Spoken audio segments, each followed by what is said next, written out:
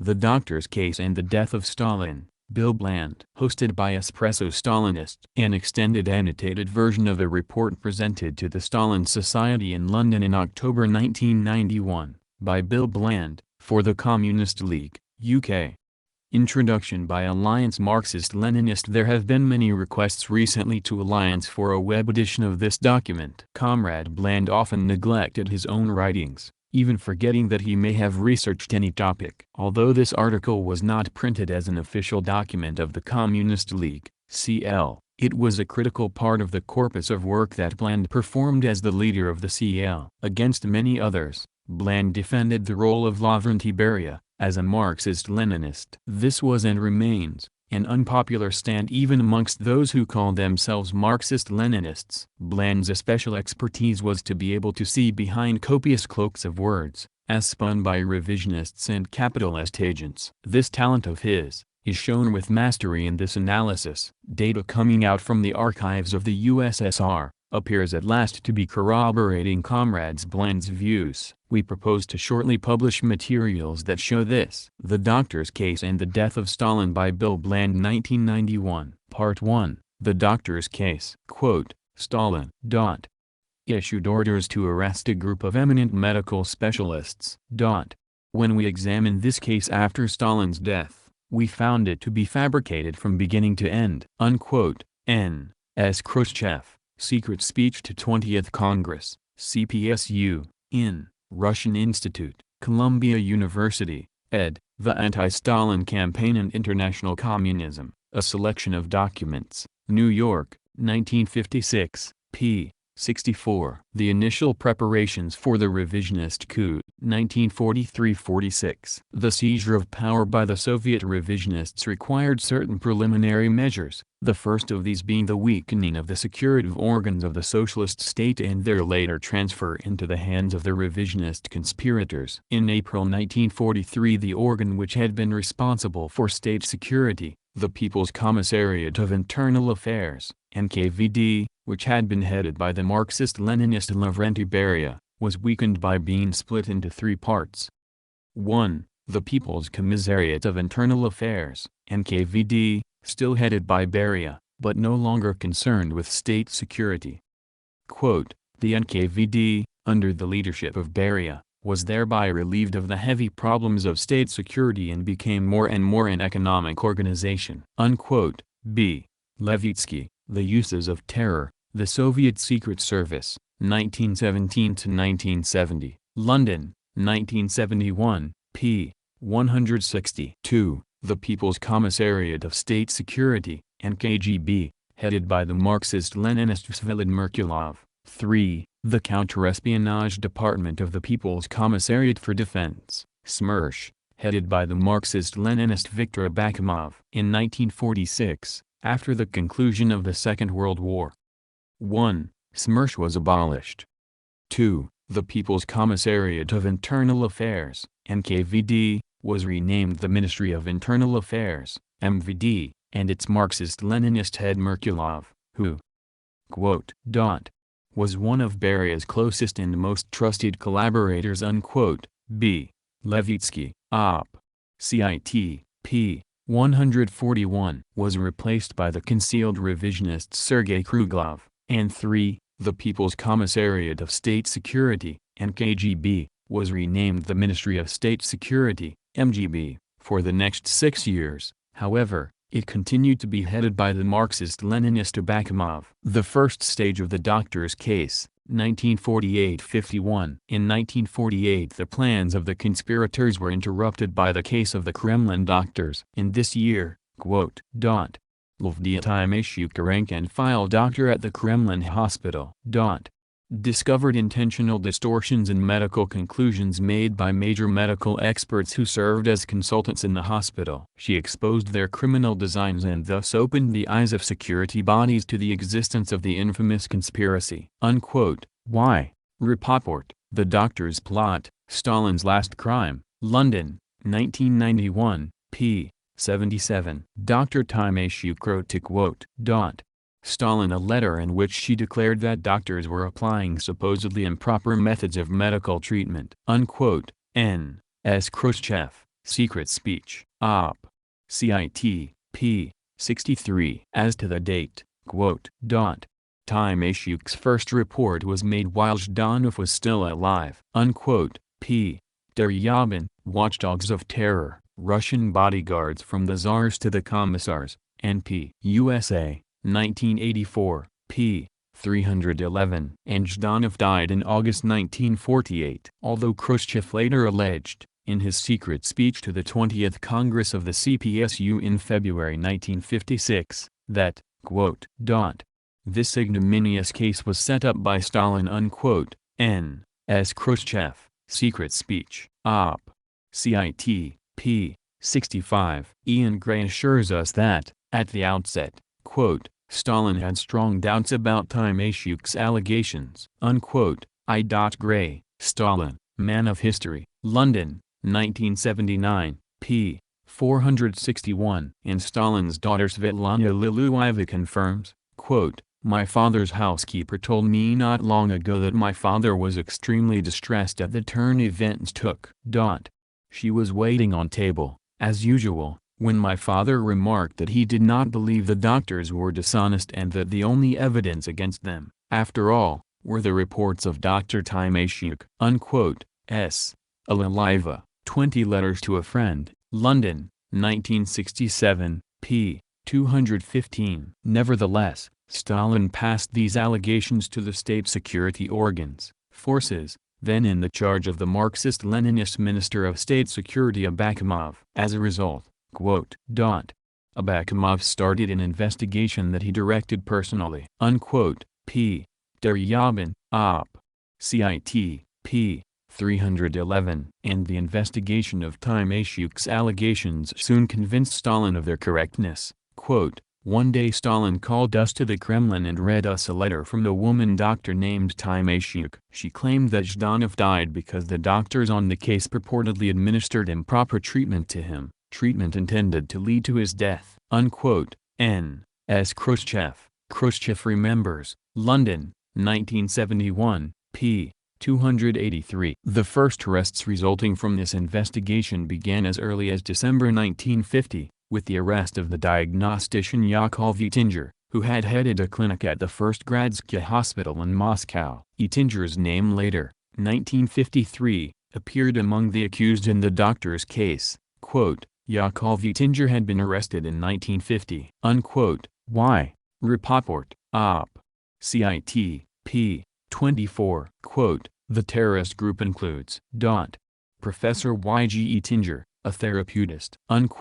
Pravda, January 13, 1953, p. 4, in Current Digest of the Soviet Press, Volume 4, Number 51, January 31, 1953, p. 3. The dismissal and arrest of Abakumov, 1951. By 1951, therefore, the revisionist conspirators had good reason to feel extremely uneasy about their future. Rumors circulated, that several members of Stalin's entourage were threatened by the coming purge. G.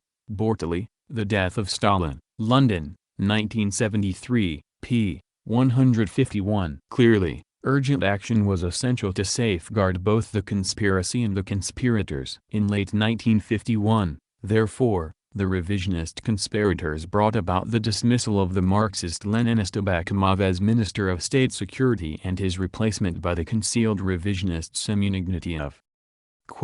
Beria's adversaries in the party, the opponents of Marxism-Leninism, ed.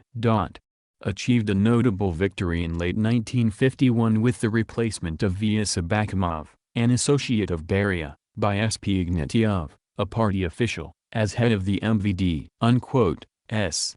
Wolin and R. Slusser, The Soviet Secret Police, London, 1957, p. 20. Boris Levitsky records that, Abakumov, Beria's intimate friend, equals a Marxist-Leninist, ed., was removed from his post and replaced by S.D. Ignatieff. B. Levitsky, Op. Cit. p. 204. And sees this move as the first step towards a complete restaffing of the secret police, towards the removal of Beria and his friends, of the Marxist-Leninists, ed. For the assumption that Ignatiev was a man of straw there is plenty of evidence. Ignatiev's appointment was favored by the circumstance that he had never had anything to do with Beria and had no experience of the secret police. B. Levitsky, Op. Cit. p. 204, 295. Shortly afterwards, Abakumov and several dozen of his assistants were arrested on charges of lack of vigilance in connection with the Leningrad affair of 1949-50, already analyzed. In 1951. Abakumov was arrested. He was taken to the Lubyanka and put in solitary confinement. 7 of his deputies and several dozen state security officers were arrested along with him. The charges brought against Abakumov at that time were that he had not recognized the enemy of the people during his handling of the Leningrad affair. In September 1951 none other than Khrushchev echoed Stalin's charge that Abakumov and his officers had failed to recognize as the enemy of the people in the northern cities party apparatus. P. Deryabin, Op. Cit. p. 316-17. The trump-up character of the charges against Abakumov and his assistants is obvious from the fact that in December 1954 Abakumov was executed by the same revisionist conspirators on charges which included those of having fabricated the Leningrad affair. Abakumov falsified the so-called Leningrad case, in which a number of party and Soviet officials were arrested without grounds, having been falsely accused of most serious state crimes. Pravda, December 24, 1954, in Our Conquest, Power and Policy in the USSR London, 1961, hereafter listed as Our Conquest, 1961, p. 449. The Georgian Feint, 1951-52. But, as we shall see, the removal and arrest of Abakumov did not put a stop to the danger to the conspirators resulting from investigation into the doctor's case. They therefore sought to save themselves by making a feint attack on certain Marxist-Leninists. In military terminology, a feint is a movement made with the object of deceiving the enemy as to a general's real plans. Shorter Oxford English Dictionary, Oxford, 1972, p. 737. The revisionist conspirators selected Transcaucasia for their feint attack not only because it was a long way from the real objective of their attack, Moscow, but also because it was the birthplace of both Stalin and Beria and was regarded as a Marxist-Leninist stronghold. Charles Fairbanks, Jr. speaks of Beria's, territorial fiefdom in the Transcaucasus, C. H. Fairbanks, Jr., National Cadres as a force in the Soviet system, The Evidence of Beria's Career, 1949-53, in J. R. Azriel, ed., Soviet Nationality Policies and Practices, New York, 1978, p. 155. And Levitsky notes that at the 14th Congress of the Georgian Communist Party in January 1949, 2 separate greeting messages were sent, one to Stalin and one to Beria. B. Levitsky, Op. Cit. p. 208. The attack on the Georgian Marxist-Leninists could only be seen by Marxist-Leninists elsewhere as a groundless provocative attack on them by concealed enemies. The aim of the feint was, when the time was ripe, that is, when Stalin and his personal secretariat had been rendered powerless to intervene. 1. To admit that the Ministry of State Security had been in the hands of concealed enemies and had committed grave miscarriages of justice, for example, in Georgia, of which they demanded the correction. 2. To exculpate and release the guilty doctor conspirators together with the innocent Marxist-Leninists under the general cloak of correcting miscarriages of justice. The feint began in January 1951 when, as Robert Conquest points out, Vilyan Zodilava was removed as leader of the Georgian Young Communist League. Our Conquest, 1961, p. 140. On May 24, 1951, The Voice of America announced it would start broadcasting Saturday in the Georgian language. New York Times, May 25, 1951, p. 21. In November 1951, the wholesale removal of leading Marxist-Leninists in Georgia began, the offenders being charged with embezzlement, car thefts and similar crimes. The news was leaked to Western diplomats in February 1952. Quote, "A major wave of embezzlements, automobile thefts and similar crimes in Soviet Georgia has resulted in a wholesale purge of top Communist Party and government officials in the area," diplomatic sources report. The removals began last November. The two most important officials purged were Mikhail Baramia and Rostam Shaduri, secretaries of the Central Committee of the Georgian Communist Party. Unquote. New York Times, February 6, 1952, p. 12. David Lang confirms this, quote, "Prominent Georgian communists were accused of embezzling state funds, stealing automobiles and plundering state property." Unquote. D. M. Lang, A Modern History of Georgia, London, 1962, p. 261. As does John Duckley, quote, "The purported reasons for the initial purge were embezzlement of state funds, automobile thefts, the plundering of state property, etc." Unquote. J. Duckley, The Georgian Purges, 1951-53, in Caucasian Review, Volume 6, 1958, p. 55. Within a few days, in November 1951, the Central Committee of the Communist Party of Georgia was announcing that the accusations against some former Georgian leaders had been widened to include the protection of criminal officials. Quote, "Recently it has become known that the second secretary of the CC of the CP.B. of Georgia, M. I. Baramia, the Minister of Justice, A. N. Rapava, and the Prosecutor of the Republic, B. Ya Shoniya, have been extending protection to certain officials who have committed crimes and have been shielding them in every possible way." All those named were dismissed from their posts. Unquote. R. Conquest, 1961, Op. Cit. p. 139. Later, after the ousting of Beria from the leadership in July 1953, the dismissed officials were described as supporters of Beria. As the then first secretary of the Georgian Central Committee, Akaki Mjladze, reported to the Georgian Party Congress in September 1952, quote, "In 1951 several hundred of Beria's supporters in Georgia were purged." Unquote. C. H. Fairbanks, Jr., Op. Cit.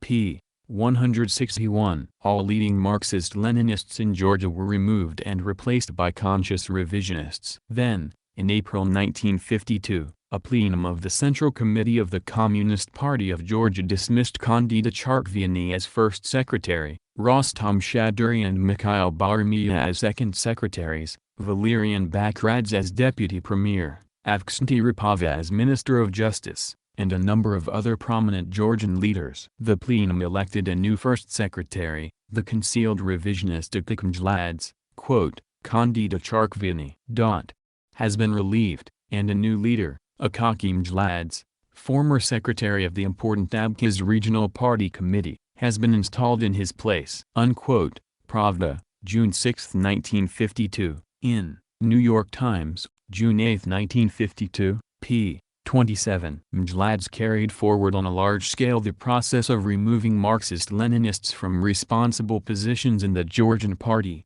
Quote, "Mjladze set to work to purge the party and the governmental apparatus from top to bottom. In 6 months he replaced half the members of the Central Committee of the Georgian Communist Party who had been returned in the election of 1949, and brought about a complete upheaval in the administrative hierarchy of the republic." Several high officials removed by Mjladze, notably Valerian Bakradze, deputy chairman of the Georgian Council of Ministers, deputy premier, ed., were personal nominees of Beria. Unquote. D. M. Lang, Op. Cit. p. 261. Quote, "After a mere 6 months of leadership, Mjladze purged approximately 55% of the 111 members and candidate members of the Central Committee which had been elected in 1949. Unquote. J. Duckley, Op. Cit. p. 55. Beria came from Moscow to attend April 1952 plenum. Quote, "Beria was present at the plenum in April that formally confirmed the succession. Charkviani's followers were replaced by men from Abkhazia. where Mjlad's had been party chief. Unquote. R.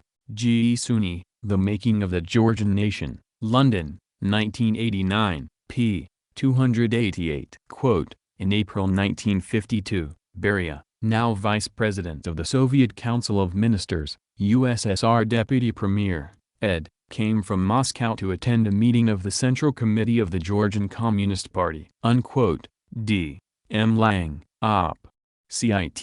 p. 261. The presence of Beria enabled the concealed revisionists to let it become known, that is, to spread the completely false story, that the changes in leading personnel which they had brought about in Georgia had been brought about on Stalin's instructions. Quote, at that time, spring 1952, ed., it became known that Mr. Beria himself had gone to Georgia to clean up a situation compounded of widespread graft and other types of corruption. Later it became known that Premier Stalin himself had had to intervene to order the purge in the Georgian Communist Party. Unquote. New York Times, January 3, 1953, p. 3. In fact, the Georgian leaders who were removed were Marxist-Leninists who were supported by Beria and Stalin, and had been elected on their recommendation. Quote, several high officials removed by Mjlad's, notably Valerian Bakradze, deputy chairman of the Georgian Council of Ministers, deputy premier, ed., were personal nominees of Beria. Unquote.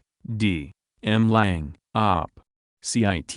p. 261. Quote, Mr. Beria had to preside at the removal of the men he had installed at the head of the Georgian party and to permit these charges of corruption to be announced as true. Unquote. New York Times, April 17, 1953, p. 10. However, the story that the leadership changes had been brought about at the wishes of Beria and Stalin was useful in quashing opposition to the changes. Mjlad's told the Georgian Party Congress in September 1952, quote, these plenary sessions, of November 1951 and April 1952, ed., adopted resolutions based on the decision of the Central Committee of the All-Union Communist Party and upon Comrade Stalin's personal instructions. Unquote. A.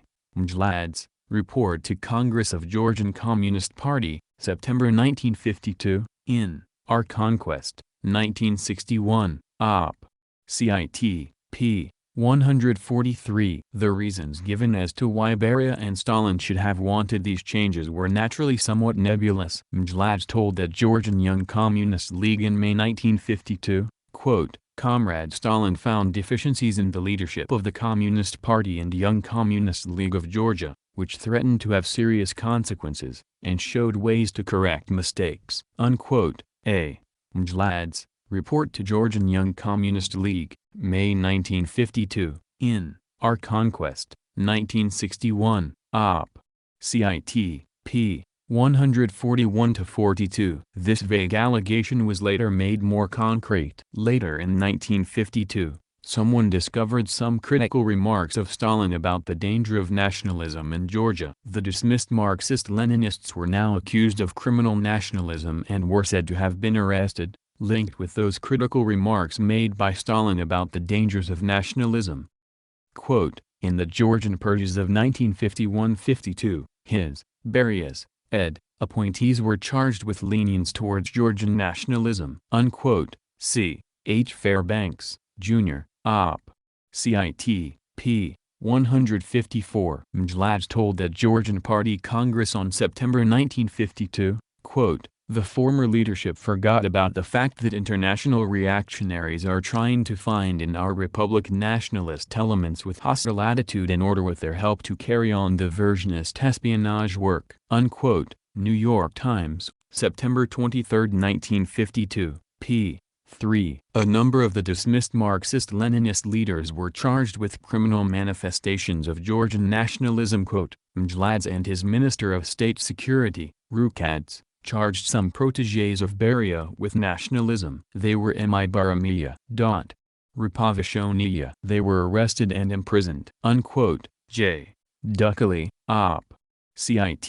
p. 56. Quote, all those named, Baramiya, Rapova and Shoniya, ed., were arrested later. Unquote. R. Conquest, 1961, Op. Cit. p. 139. Quote, Charkviani, Secretary of the Georgian Central Committee from 1939 to 1952, Rupava, then Minister of Internal Affairs for the Georgian Republic, and others were removed from their posts and arrested, after being accused of nationalism at the Georgian Party Conference of April 1952. The blow was struck by Rukadze, then Minister of State Security in Georgia. Unquote. Boris Nikolevsky, Power in the Soviet Elite, New York, 1965, p. 182. The Marxist-Leninists' counterblow in Georgia. Meanwhile, the Marxist-Leninists, realizing that the security of the socialist state had suffered a severe setback in Georgia, had the affair investigated through Stalin's Special Secretariat, which, as we have seen, functioned as a special security force under the control of the Marxist-Leninists. The Special Secretariat uncovered sufficient evidence to establish that the Georgian Minister of State Security, Nikolai Rukadze, had behaved improperly in the case of the Georgian Marxist-Leninists. As a result, in July 1952 the revisionists were compelled to dismiss Rukadze, although they were able to resist his arrest and any reversal of his actions in the Georgian Feint until the following April. Quote, in July 1952, Rukadze, who, as Minister of State Security, was responsible for the Baramia purge, was removed. Rukadze's removal may have been a partial victory for Beria. Unquote. R. Conquest, 1961, Op. Cit. p. 142. The indictment in the doctor's case, 1953. Despite the removal and arrest of Abakumov, the intervention of Stalin's personal secretariat ensured that investigation into the doctor's case continued. Isaac Deutscher confirms that, quote, Ignatiev, the Minister of State Security, was a reluctant executant of orders. Unquote. I. Deutscher, Stalin, A Political Biography. Harmondsworth, 1968, p. 605. Ignatiev, therefore, remained aloof from the investigation into the doctor's case, leaving the conduct of this to his deputy, the Marxist-Leninist Ruman. Quote, Ruman personally supervised the investigation into the doctor's case said. Unquote. Y. Rapoport, Op. Cit. p. 10-0. Ruman had formerly headed the State Security section of Stalin's personal secretariat. Quote, Ruman, before being appointed to the post of Deputy Minister of State Security. Headed the State Security section in Stalin's personal secretariat. Unquote. B. Nikolevsky, Op. Cit. p. 155. As a result of the findings in this investigation, quote, in the summer of 1952 many doctors who had worked in the Kremlin hospital for many years and treated many statesmen were summarily fired. Among them were Miron Vovsai and Vladimir Vinogradov, the former head of the Kremlin hospital, Alexei Buzilov, Mikhail Yegorov, and Sofia Karpai were arrested. Unquote. Y. Rapoport, Op. Cit. p. 72. On January 13, 1953 Pravda carried the report of the arrest of quote, a terrorist group of doctors who had made it their aim to cut short the lives of active public figures of the Soviet Union through sabotage medical treatment. The participants in this terrorist group, taking advantage of their position as doctors and abusing the trust of patients, by deliberate evil intent, made incorrect diagnoses, and then doomed them by wrong treatment. Unquote. Pravda, January 13, 1953, p. 4, in Current Digest of the Soviet Press, Volume 4, Number 31, January 31, 1953, p. 3. 9 doctors were named as among the participants in this terrorist group, namely, quote, Professor M.S. Vovsai, therapeutist, Professor V.I. Vinogradov, therapeutist, Professor M.B. Kogan, therapeutist, Professor B.B. Kogan, therapeutist, Professor P.I. Yegorov, therapeutist, Professor A. I. Feldman, otolaryngologist, Professor Y. G. Ettinger, therapeutist, Professor Grinstein, neuropathologist, G.I. Mayrov, therapeutist. Unquote. Pravda, January 13, 1953, in Ibid, p. 3. Of the accused persons, Vladimir Vinogradov was quote, Stalin's personal physician unquote. Y. Rapoport, Op. Cit. p. 216. Mikhail and Boris Kogan were brothers, while Miron Vovsai was a relative of the Jewish actor Solomon Michaels, whose real surname was Vovsai. The doctors were charged with having murdered in this way Andrei Zadanov and Alexander Sherebekov, and with attempting to murder Marshals Alexander Vasilevsky, Leonid Kovrov, and Ivan Konev, together with General Sergei Shtmenko and Admiral Kordy Yavchenko. It was alleged that quote, most of the participants in the terrorist group, M. S. Vovsai, B. B. Kogan, A. I. Feldman, A. M. Grinstein, Ya.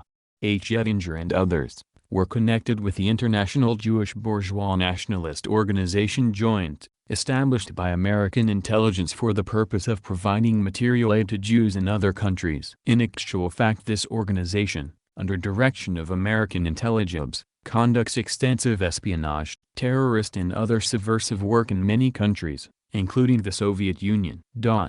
The arrested Vovsai told investigators that he had received orders to wipe out the leading cadres of the USSR, received them from the USA through the joint organization, via a Moscow doctor, Chaim Ilyovich, and the well-known Jewish bourgeois nationalist Michaels. Other participants in the terrorist group, V. N. Vinogradov, M. B. Kogan, P. Ayagrov, proved to be old agents of British intelligence. Unquote. Pravda, January 13, 1953, p. 4, in Current Digest of the Soviet Press, Volume 4, Number 51, January 3, 1953, p. 3. The full name of Joint was the American Jewish Joint Distribution Committee, founded in the United States in November 1914 by the fusion of three committees, ostensibly as an international charity for the assistance of Jews throughout the world. The announcement concluded, quote, "The investigation will soon be concluded." Unquote. Pravda, January 13, 1953, in Ibid, p. 3. An editorial in Pravda on the same day reminded people that in the 1930s a group of doctors involved in a concealed revisionist conspiracy had admitted at their public trial to murdering a number of leading Soviet Marxist-Leninists by administering deliberately incorrect medical treatment to them. Quote, "The agencies of state security did not discover the doctors' wrecking terrorist organization in time. Yet these agencies should have been particularly vigilant, since history already records instances of foul murderers and traitors to the motherland conducting their machinations in the guise of doctors, such as the doctors Levine and Pletnev, who killed the great Russian writer A.M. Gorky and the outstanding Soviet statesman V.V. Kulbyshev and V.R. Menzingsky by deliberate wrong treatment on orders from enemies of the Soviet Union." Unquote. Pravda, January 13, 1953, p. 1, in Ibid, p. 4. The original statement had stated that, quote, "the criminal doctors confessed." Unquote. Pravda, January 13, 1953, in Ibid, p. 3. And, in his secret speech to the 20th Congress of the CPSU in February 1956, Khrushchev declared, quote, "Shortly after the doctors were arrested, we members of the Political Bureau received protocols with the doctors' confessions of guilt." Unquote. N. S. Khrushchev, 1956, Secret Speech to 20th Congress, of the CPSU, p. 64. And after their release by the revisionist conspirators following Stalin's death in March 1953, the doctors admitted that their confessions had been genuine. Quote, "When we were all released, Vovsai and Vinogradov themselves told me that they had admitted all the crimes imparted to them."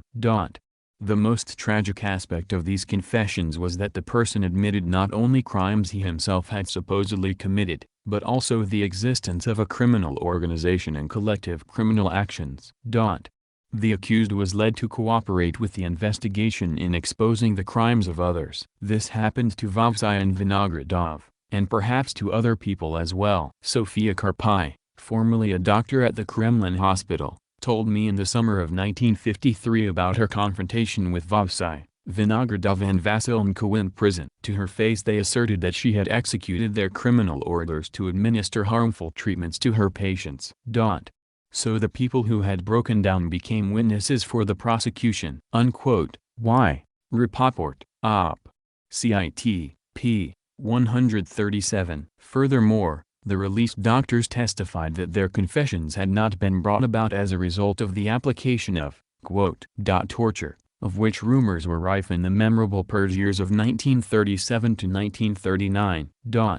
Vinogradov told me that he had resolved from the beginning not to wait till they started torturing him, but to admit all the charges, which included one of espionage for France and Great Britain. Unquote. Y. Rapoport, Op. Cit.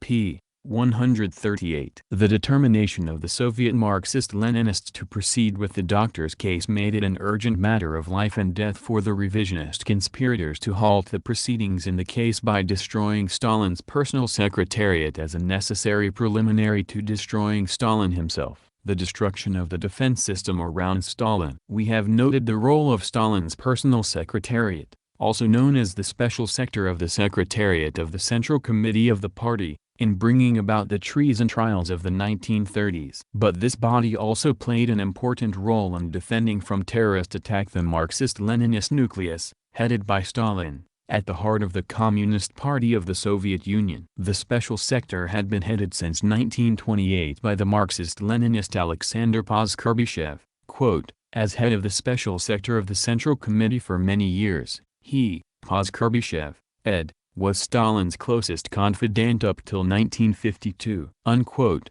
R. Conquest, The Great Terror, Harmondsworth, 1971, hereafter listed as R. Conquest, 1971, p. 37. While Lieutenant General Nikolai Vlasic quote, for more than 25 years had been Stalin's chief of personal security, he knew much and was trusted by the boss. Unquote. D.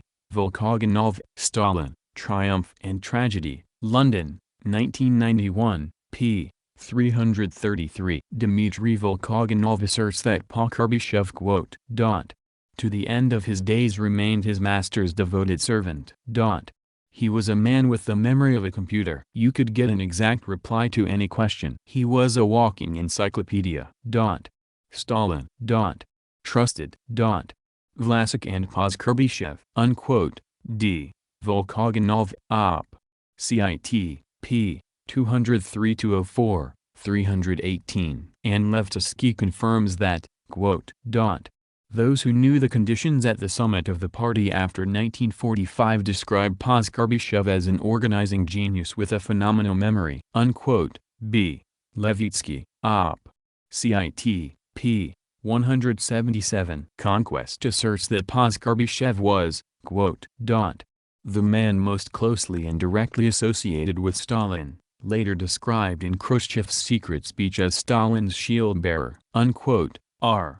Conquest, 1961, p. 156. Volkogonov says of Vlasic, quote, for more than 25 years, Vlasic had been Stalin's chief of personal security. He knew much, was trusted by the boss. Unquote. D. Volkogonov, Op. Cit. p. 318, 333. And Robert McNeil says that quote, Vlasic and Poskarbyshev effectively guarded the approaches to Stalin's office, one as controller of security, the other of appointments. Unquote. R. H. McNeil, Stalin, Man and Ruler, Basingstoke, 1988, p. 301. It was clear, therefore, that a successful terrorist attack on Stalin required the prior elimination of the faithful Poskarbyshev and Vlasic. Walter Laqueur states, quote, during the last year of Stalin's life, Poskarbyshev fell from grace. Unquote. W. Laqueur, Stalin, The Glasnost Revelations, London, 1990, p. 176. And Nikita Khrushchev tells how this fall from grace was brought about. He describes how, during the winter of 1952-53, he came under suspicion of leaking secret documents, and how he succeeded in deflecting the blame from himself in such a way that it fell upon Poskarbyshev. Quote, Stalin, complained that secret documents were leaking out through our secretariats. Stalin was coming straight for me. It's you, Khrushchev. The leak is through your secretariat. succeeded in deflecting the blow from myself, but Stalin didn't let the matter rest. After I'd convinced Stalin that the leak wasn't through my secretariat, he came to the conclusion that the leak must have been through Poskarbyshev. Poskarbyshev had worked for Stalin for many years. Stalin removed Poskarbyshev from his post and promoted someone else. N. S. Khrushchev, 1971, p. 272, 273, 274, 275. Niels Rosenfeld confirms that Poskarbyshev was removed from his old post at the latest during the winter of 1952-53. Stalin's bodyguard, Vlasic, disappeared around that time, the winter of 1952-53, ed. F. E. Rosenfeld, Knowledge and Power, The Role of Stalin's Chancellery in the Soviet System of Government, Copenhagen, 1978, p. 196. As does Adam Ulam, Poskarbyshev and Vlasic, found themselves in disgrace, B. Ulam, Stalin, The Man and His Era, London, 1989, p. 617. Volkogonov states that Poskarbyshev and Vlasic were compromised, shortly before Stalin's death and were therefore distanced from him, D. Volkogonov, Op. Cit. p. 513. And McNeill confirms that both these men, Poskarbyshev and Vlasic, ed., were thrown out in 1952. R. H. McNeill, of Cit. v. 301. Deryabin agrees that the charges of disloyalty leveled at Poskarbyshev and Vlasic were completely false. The claim about that pair of longtime faithful servants was a bald and most complete lie. But Stalin fired them both. P. Deryabin, Op. Cit. p. 320. The revisionist conspirators placed Poskarbyshev under house arrest. Poskarbyshev was placed under house arrest in his dacha outside Moscow, with guards posted about it. P. Deryabin, Op. Cit. p. 321. Poskarbyshev disappeared. He was simply not mentioned again, apart from a brief sneer in Khrushchev's secret speech. R. Conquest, 1961, p. 208. While Vlasic was expelled from the party and sent to Sverdlovsk as deputy commandant of a labor camp, Vlasic was not only fired, he was also expelled from the party and sent to Sverdlovsk as deputy commandant of a labor camp. P. Deryabin, Op. Cit. p. 321. Vlasic came to Moscow and went to the Kremlin in an attempt to see Stalin. He was picked up near the Kremlin gates and put into the Lubyanka. 2 weeks later he died there of an illness. P. Deryabin, Op. Cit. p. 321. Volkogonov confirms that Vlasic was arrested on December 16, 1952, D. Volkogonov, Op. Cit. p. 570. And records that, during Vlasic's interrogation, pressure was exerted on him, to make him incriminate Poskarbyshev. He refused. D. Volkogonov, Op. Cit. p. 570. Ulam confirms that Vlasic, chief of his, Stalin's, ed., personal security since the Civil War, had been imprisoned. His confidential secretary, Poskarbyshev, was chased away. B. Ulam, Op. Cit. p. 737. And Stalin's daughter, Svetlana Lilueva, tells the same story. Shortly before my father died, even some of his intimates were disgraced. The perennial Vlasic was sent to prison in the winter of 1952, and my father's personal secretary Poskarbyshev, who had been with him for 20 years, was removed. S.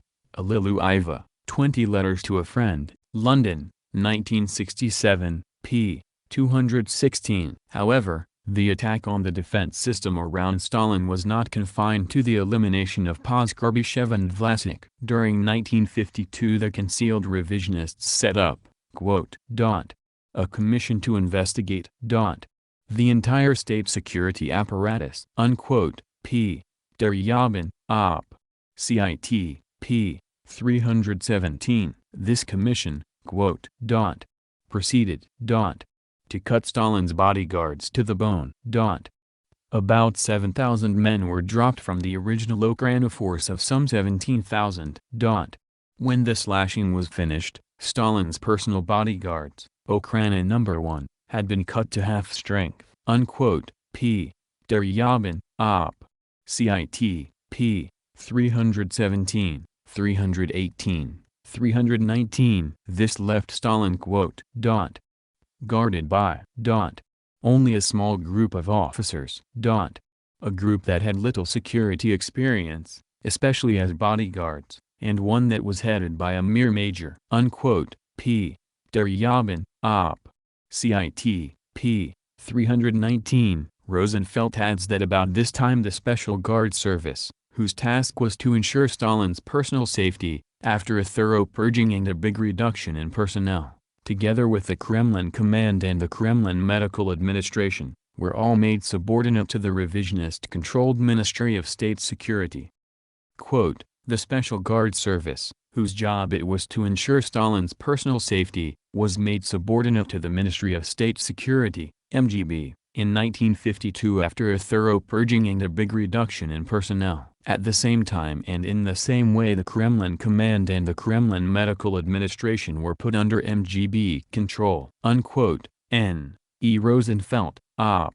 Cit. p. 196. Then, on February 17, 1953, 2 weeks before Stalin himself died, the sudden death was reported of the Major General Petr Kozinkin, Deputy Commandant of the Kremlin Guards, in charge of the operational arrangements for guarding Stalin. Quote, on February 15, 1953, shortly before Stalin's death, the commander of the Kremlin Guard, Major General Pyotr Kozinkin, who was responsible for Stalin's personal safety, died. Unquote. B. Levitsky, Op. Cit. p. 212. Quote, the Deputy Commandant of the Kremlin, Major General Kozinkin, in charge of the operational arrangements for guarding Stalin, died of a heart attack 2 weeks before Stalin. Or so the announcement said. Unquote. P. Deryabin and F. Gibney, The Secret World, New York, 1959, p. 169. Quote, the Vice Chief of the Kremlin Command, Major General Petr Kozinkin, passed away prematurely on 15 February 1953. Unquote. N. E. Rosenfeld, Op. Cit. p. 196. Quote, on February 17, 1953. Major General Petr Kozinkin, the deputy commander of the Kremlin Guard, suddenly died of a heart attack. That sudden seizure was rather unusual, to say the least. A fanatical admirer of Stalin, Kozinkin had been in the prime of life and health. The extremely careful physical examinations regularly undergone by all such appointees as Kozinkin automatically presuppose that the guard leader was in top condition and certainly not suffering from any heart trouble. On February 17, 1953 there came a report, generally unnoticed at the time, that the deputy Kremlin commandant, General Kozinkin, the only remaining guard that Stalin could trust, had suddenly died of a heart attack. Unquote. P. Deryabin, Op. Cit.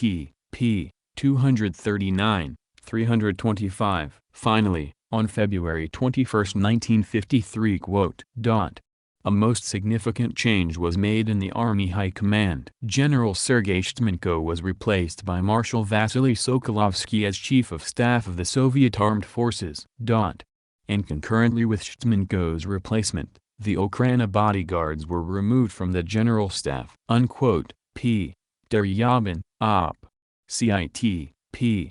325. Quote, the Chief of the Armed Forces General Staff, Sergei Shchmenko, was removed from his post about the same time, mid-February 1953, ed. Unquote. N. E. Rosenfeld, Op.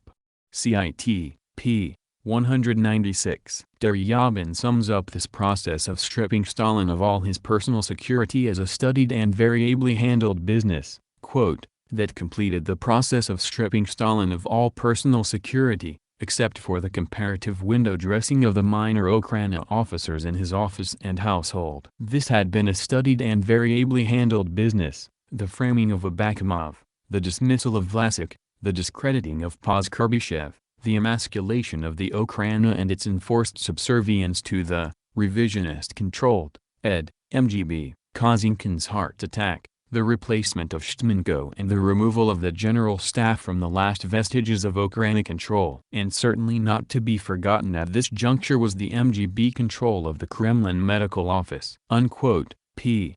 Deryabin, Op. Cit. p. 325-26, and one which placed the conspirators finally in the driver's seat, quote, with state security and the armed forces under their command. The connivers were finally in the driver's seat. Unquote. P. Deryabin, Op. Cit. p. 326. Part 2. The Death of Stalin, 1953. On March 3, 1953, a joint statement of the Central Committee of the CPSU and of the USSR Council of Ministers announced, quote, a great misfortune which has befallen our party and our people. Unquote. Communiqué, March 3, 1953. In Pravda and Izvestia, March 4, 1953, p. 1, in Current Digest of the Soviet Press, Volume 5, Number 6, March 21, 1953, p. 4. It reported that, quote, during the night of March 1 to 2, Comrade Stalin, while in his Moscow apartment, had a hemorrhage of the brain, which affected vital parts of his brain. Comrade Stalin lost consciousness. Paralysis of the right arm and leg developed. Loss of speech occurred. Serious disturbances developed in the functioning of the heart and breathing. The best medical personnel have been called in to treat Comrade Stalin. Treatment of Comrade Stalin is under the constant supervision of the Central Committee of the Communist Party of the Soviet Union and the Soviet government. Unquote.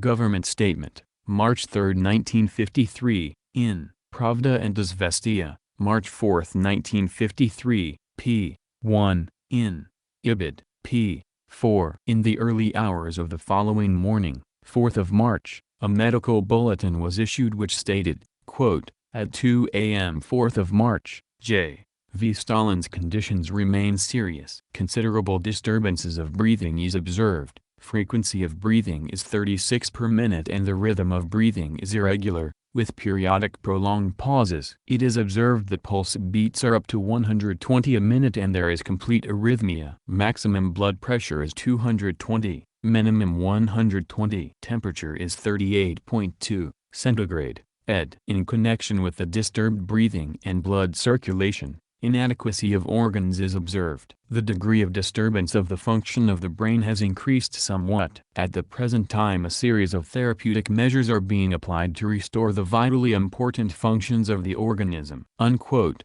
Medical Bulletin, March 4, 1953, in Ibid, p. 4. A second bulletin was issued on the morning of 5th of March, quote, during the past 24 hours the state of health of Joseph Vissarionovich Stalin remained grave. Arteriosclerosis, which developed during the night of March 1 to 2 on the basis of hypotonia and cerebral hemorrhage in his left brain hemisphere, has resulted, apart from the right side paralysis of limbs and loss of consciousness, in impaired stem section of the brain, accompanied by disturbances of the vital functions of breathing and blood circulation. During the night of March 3 to 4, disturbed breathing and blood circulation continued. The greatest changes were observed in the breathing functions. Instances of periods of so-called Cheyne-Stokes breathing became more frequent. In connection with this, the condition of the blood circulation deteriorated and the degree of lack of oxygen increased. Systematic introduction of oxygen and of medicines which regulate breathing and the action of the heart vessels gradually somewhat improved the condition, and on the morning of March 4 the degree of lack of breathing was somewhat reduced. Further,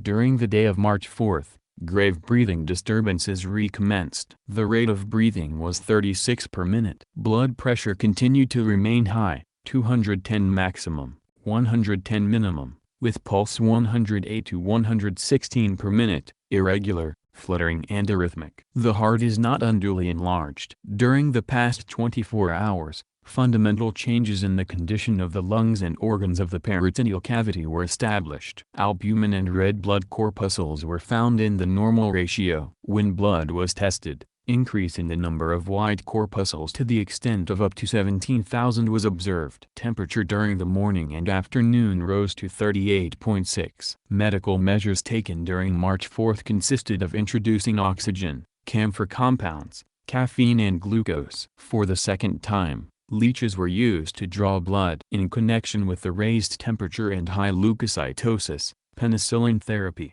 which has been carried out for prophylactic purposes since the beginning of the illness, was intensified. Towards the end of March 4, the state of health of Joseph V. Stalin continues grave. The patient is in a state of deep unconsciousness. Nervous regulation of breathing, as well as cardiac action, continues to be greatly impaired. Unquote. Medical Bulletin, 2 a.m., March 5, 1953.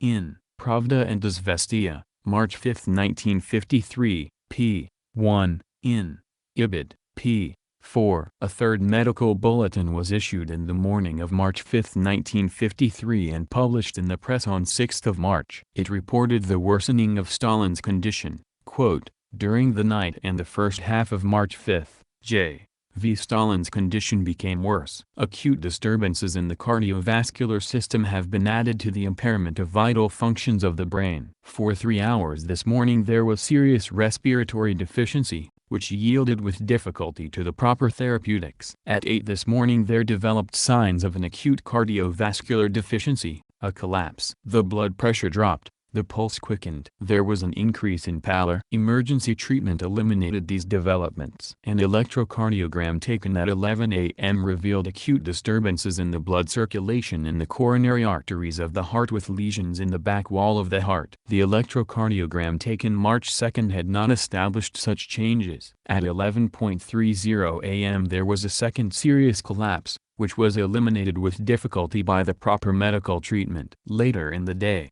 the cardiovascular disturbances subsided to some extent. But the patient's general condition remained extremely grave. At 4 p.m. the blood pressure ranged from a maximum of 160 to a minimum of 100. The pulse was 120 per minute and arrhythmic. The rate of respiration, 36 per minute. Temperature, 37.6. The leukocyte count, 21,000. Treatment at present is aimed primarily at combating the disturbances in respiration and blood circulation, specifically coronary circulation. Unquote. Medical Bulletin, 4 p.m., March 5, 1953.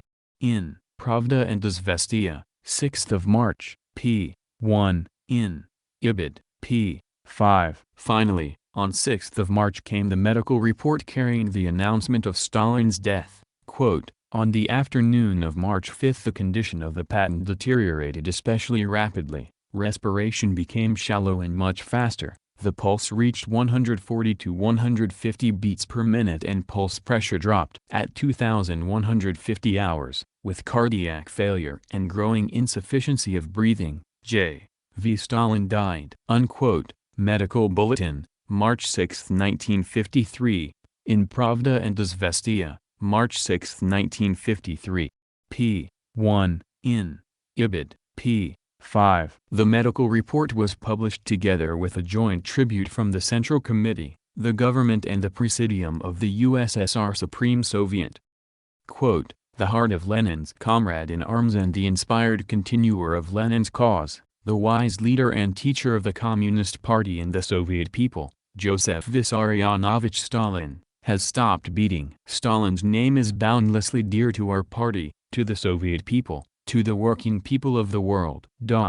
Continuing Lenin's immortal cause, Comrade Stalin led the Soviet people to the world historic triumph of socialism in our land. Comrade Stalin led our country to victory over fascism in the Second World War, which wrought a radical change in the entire international situation. Comrade Stalin armed the party and the entire people with a great and clear program of building communism in the USSR. The death of Comrade Stalin, who devoted all his life to the great cause of communism, constitutes a great loss to the party and to the working people of the Soviet land and of the whole world." Unquote. Joint Statement of CPSU, USSR Council of Ministers and the Presidium of the USSR Supreme Soviet, in Pravda and Izvestia, March 6, 1953, p. 1, in Ibid, p. 5. On March 7, 1953, the report of the autopsy on Stalin's body was published. It was stated that it entirely confirmed the diagnosis established by the professors of medicine who treated J.V. Stalin. Unquote. Pathological and anatomical examination of the body of Joseph Stalin, in Pravda, March 7, 1953. In G. Bartoli, The Death of Stalin, London, 1975, p. 209. Established the irreversible character of J.V. Stalin's illness since the appearance of the cerebral hemorrhage. Unquote. Pathological and anatomical examination of the body of Joseph Stalin, in Ibid, p. 209. The full report stated, quote, "As the result of a pathological and anatomical examination, an important center of hemorrhage was discovered in the region of the subcortical centers of the left hemisphere of the brain. This hemorrhage destroyed important areas of the brain and provoked irreversible disturbances of the respiration and circulation. Besides the cerebral hemorrhage, observation was made of a considerable hypertonic disturbance of the left ventricle of the heart, important hemorrhages of the cardiac muscle, and in the mucus of the stomach and intestine, and arteriosclerotic modifications of particularly important vessels in the brain's arteries. This process was the result of high blood pressure. The results of the pathological and anatomical examination have entirely confirmed the diagnosis established by the professors of medicine who treated J.V. Stalin. The facts of the pathologico-anatomical examination have established the irreversible character of J.V. Stalin's illness since the appearance of the cerebral hemorrhage. That is why the energetic measures of the treatment could not produce positive results, nor prevent the fatal outcome." Unquote. Ibid, p. 209. There are a number of circumstances connected with the death of Stalin which make it, in forensic terms, quote, "a suspicious death." Unquote. Firstly, Stalin appeared to be in excellent health immediately prior to the beginning of March. Quote, "And what of Stalin himself? In the pink of condition, in the best of spirits." That was the word of 3 foreigners who saw him in February: Bravo, the Argentine ambassador; Menon, the Indian; and Dr. Kichlu, an Indian active in the peace movement. Unquote. H. Salisbury, Stalin's Russia and After, London, 1952, p. 157. Secondly, on the night of 1–2 March there was a long delay in obtaining medical help for Stalin. Quote, Khrushchev does not mention specific times, but his narrative makes it incredible that the doctors arrived much before 5 a.m. on 2nd of March. This is many hours, perhaps 12, after the seizure. It is not true that he was under medical care soon after the seizure. Unquote. R. H. McNeil, Op. Cit. p. 304. Quote, "There is a mystery about what had happened to Stalin. His guards had become alarmed when he had not asked for his evening snack at 11 p.m. The security men picked him up and put him on a sofa, but doctors were not summoned until the morning. Stalin lay helpless and untreated for the better part of a day, making recuperative treatment much harder.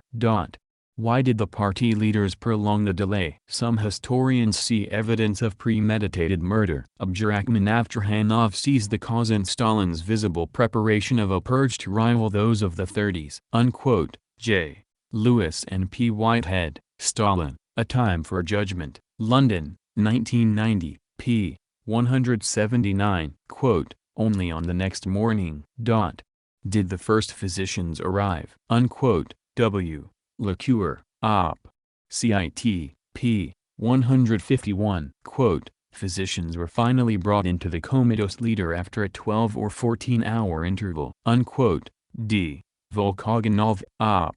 Cit.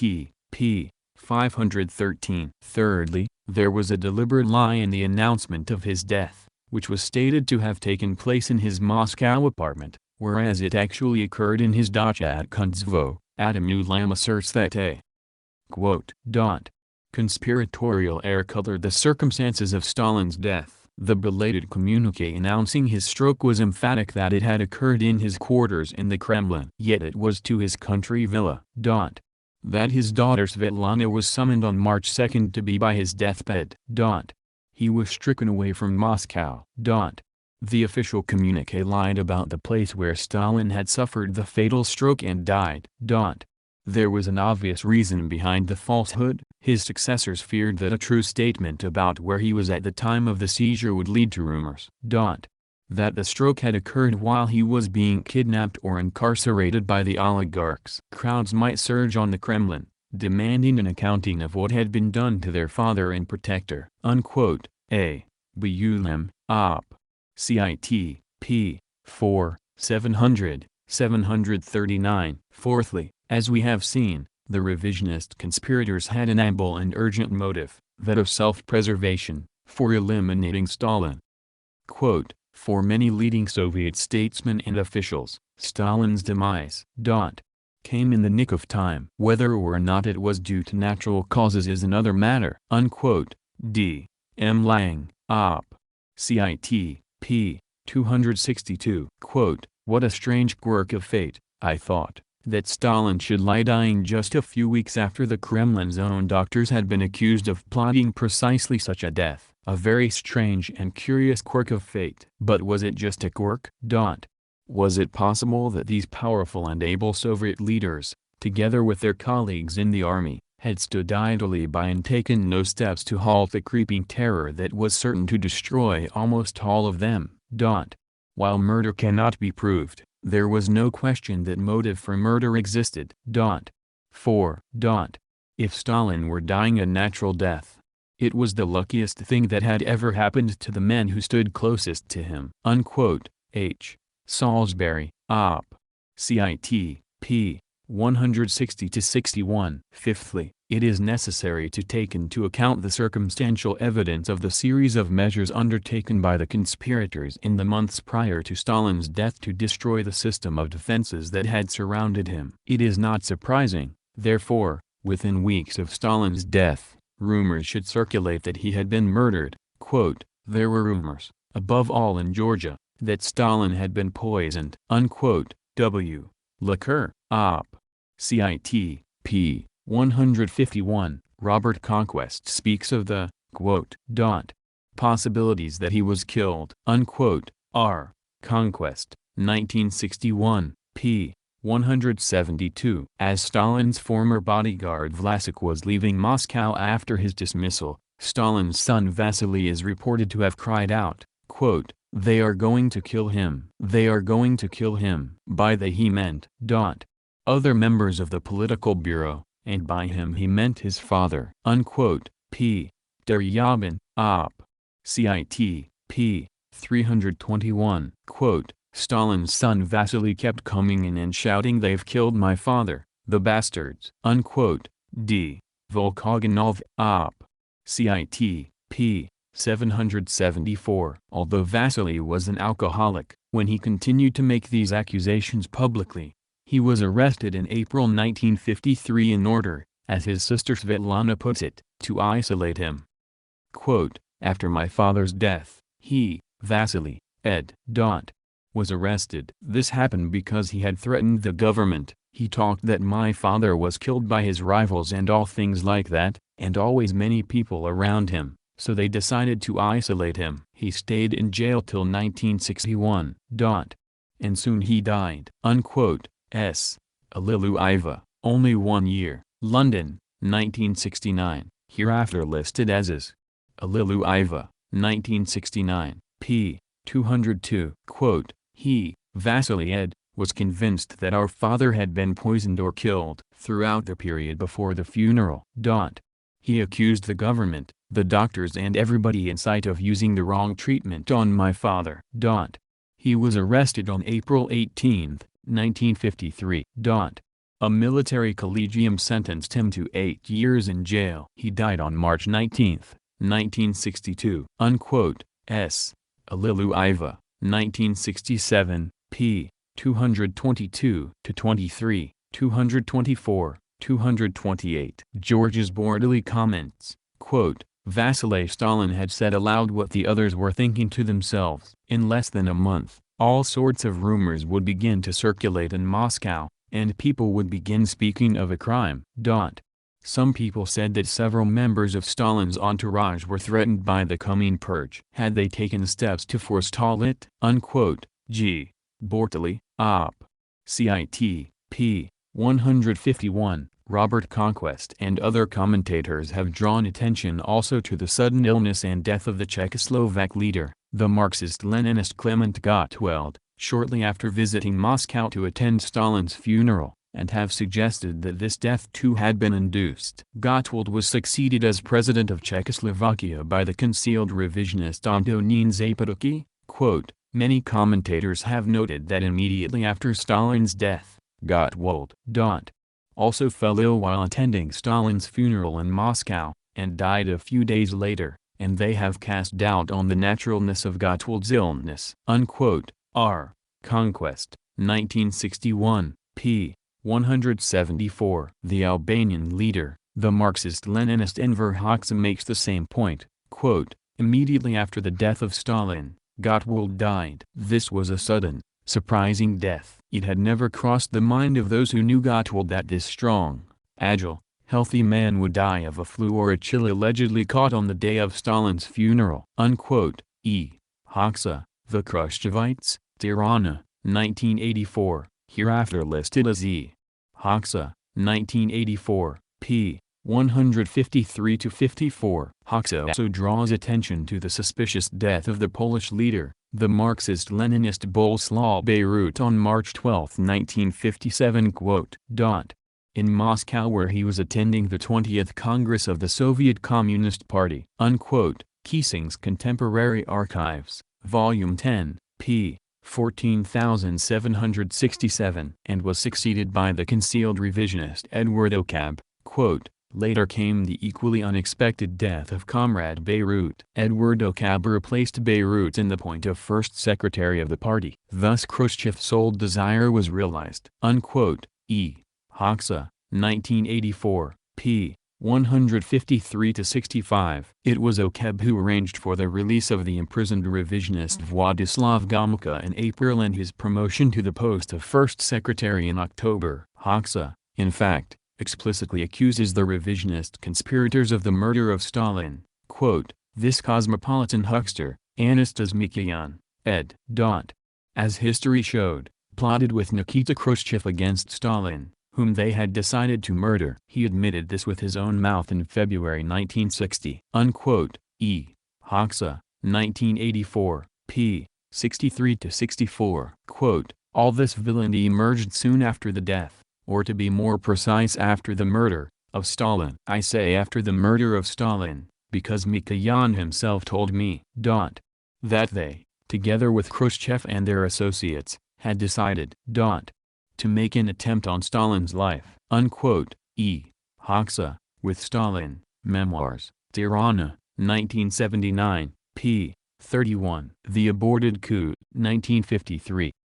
As we have noted, in the years immediately prior to Stalin's death, the security forces were under the control of concealed revisionists, not of Marxist-Leninists. Quote, prior to Stalin's death the ministries of state security and of interior were not under Beria's control. Unquote. R. Conquest, 1961, p. 200. Clearly, it was a matter of great concern to the revisionist conspirators that, in any readjustment of responsibilities following Stalin's death, control of the security forces should not pass again under Marxist-Leninist control. Khrushchev records a discussion with fellow revisionist Nikolai Bulganian by Stalin's deathbed on the danger to their plans if the Marxist-Leninist Lavrentiy Beria were to become again minister in control of the security services. Quote, Stalin's not going to pull through. You know what posts Beria will take for himself? Which one? He will try and make himself Minister of State Security. No matter what happens, we can't let him do this. If he becomes Minister of State Security it will be the beginning of the end for us. Bulganian said he agreed with me. Unquote. N. S. Khrushchev, 1971, p. 319. As we have seen, Stalin died 9:50 p.m. on 5th of March.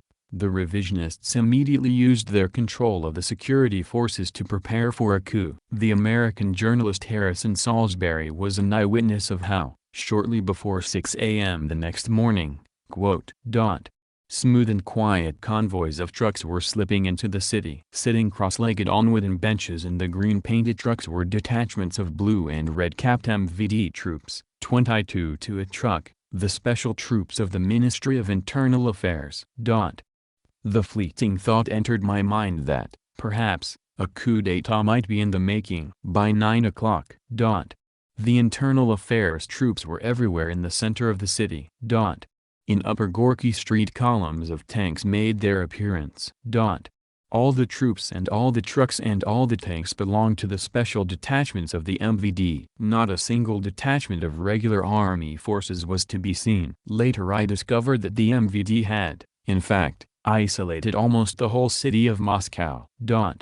By 10 or 11 o'clock of the morning of March 6, 1953 no one could enter or leave the heart of Moscow except by leave of the MVD. MVD forces had taken over the city. Could any other troops enter the city? Not unless they had the permission of the MVD or were prepared to fight their way through, street by street, barricade by barricade.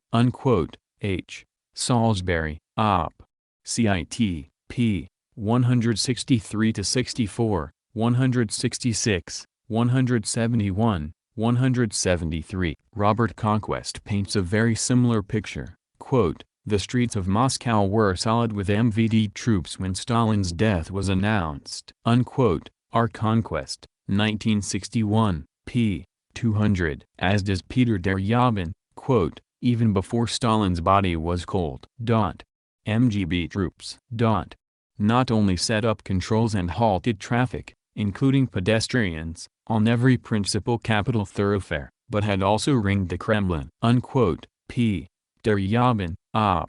Cit. p. 328. But the Marxist-Leninists succeeded, for the moment, in foiling the planned coup by mobilizing sufficient support to call for the following day, 7th of March, a joint emergency meeting of the Central Committee of the Communist Party, the Council of Ministers and the USSR Supreme Soviet. In these circumstances the revisionist conspirators lost their nerve and judged it expedient to postpone their planned coup and refrained from opposing the election of Beria as the minister in charge of state security, an appointment which obviously had majority support among the leadership.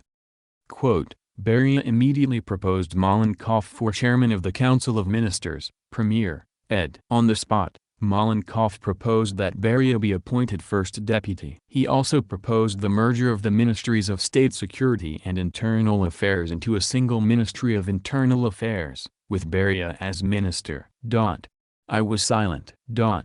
Bulganian was silent too. I could see what the attitude of the others was. If Bulganian and I objected, we would have been accused of starting a fight in the party before the corpse was cold. N. S. Khrushchev, 1961, p. 324. The exculpation of the doctors, 1953. After the death of Stalin, the most urgent and immediate task which faced the revisionist conspirators was to exculpate the doctors, not, of course, because they were innocent but, on the contrary, because they were guilty and because further investigation into the case could well lead to the exposure of the highly placed ringleaders of the conspiracy. As we have said, in order to confuse the Marxist-Leninists and the Soviet public as to the real motives behind a move to exculpate the doctors, this move was taken as part of a blanket action to correct miscarriages of justice.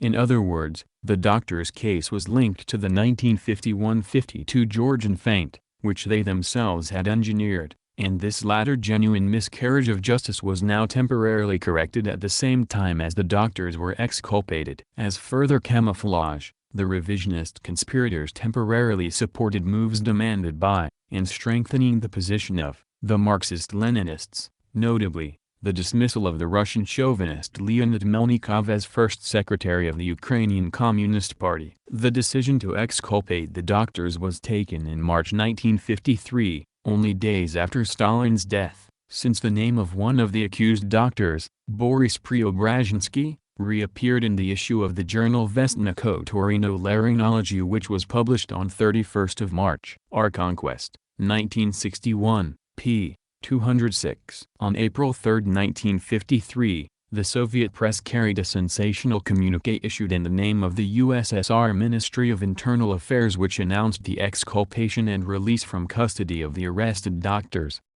Quote, "The USSR Ministry of Internal Affairs has carried out a thorough investigation of all preliminary investigation data and other material in the case of the group of doctors accused of sabotage, espionage and terrorist acts against active leaders of the Soviet state. The verification has established that the accused in this case were arrested by the former Ministry of State Security incorrectly and without any lawful basis. The accused in this case have been completely exonerated of the accusations against them. And have been freed from imprisonment." Unquote. Communiqué of USSR Ministry of Internal Affairs, in Pravda and Izvestia, April 3, 1953, p. 4, in Current Digest of the Soviet Press, Volume 5, Number 10, April 18, 1953, p. 3. The communiqué went on to explain away the confessions of the accused doctors by implying that they had been procured by means of torture. Quote, "The testimony of the arrested, allegedly confirming the accusations against them, was obtained by the officials of the investigatory department of the former Ministry of State Security through the use of impermissible means of investigation which are strictly forbidden under Soviet law." The persons accused of incorrect conduct of the investigation have been arrested and held criminally responsible. Unquote. Communiqué of USSR Ministry of Internal Affairs, in Ibid, p. 3. On the same day, the press reported that quote, "The Presidium of the USSR Supreme Soviet has resolved to annul the decree of January 20, 1953, awarding Dr. Lydia Tymashuk the Order of Lenin. The award has been declared invalid in connection with fresh evidence that has since come to light." Unquote. Decision of Presidium of USSR Supreme Soviet, in Wierapoport, Op. Cit. p. 188. Dr. Tymashuk was not, however, prosecuted for attempting to pervert the course of justice. End quote. Shortly after the April events, she resumed work at the Kremlin hospital. She reappeared in her office, apparently unperturbed. Unquote. Y. Repoport, Op. Cit.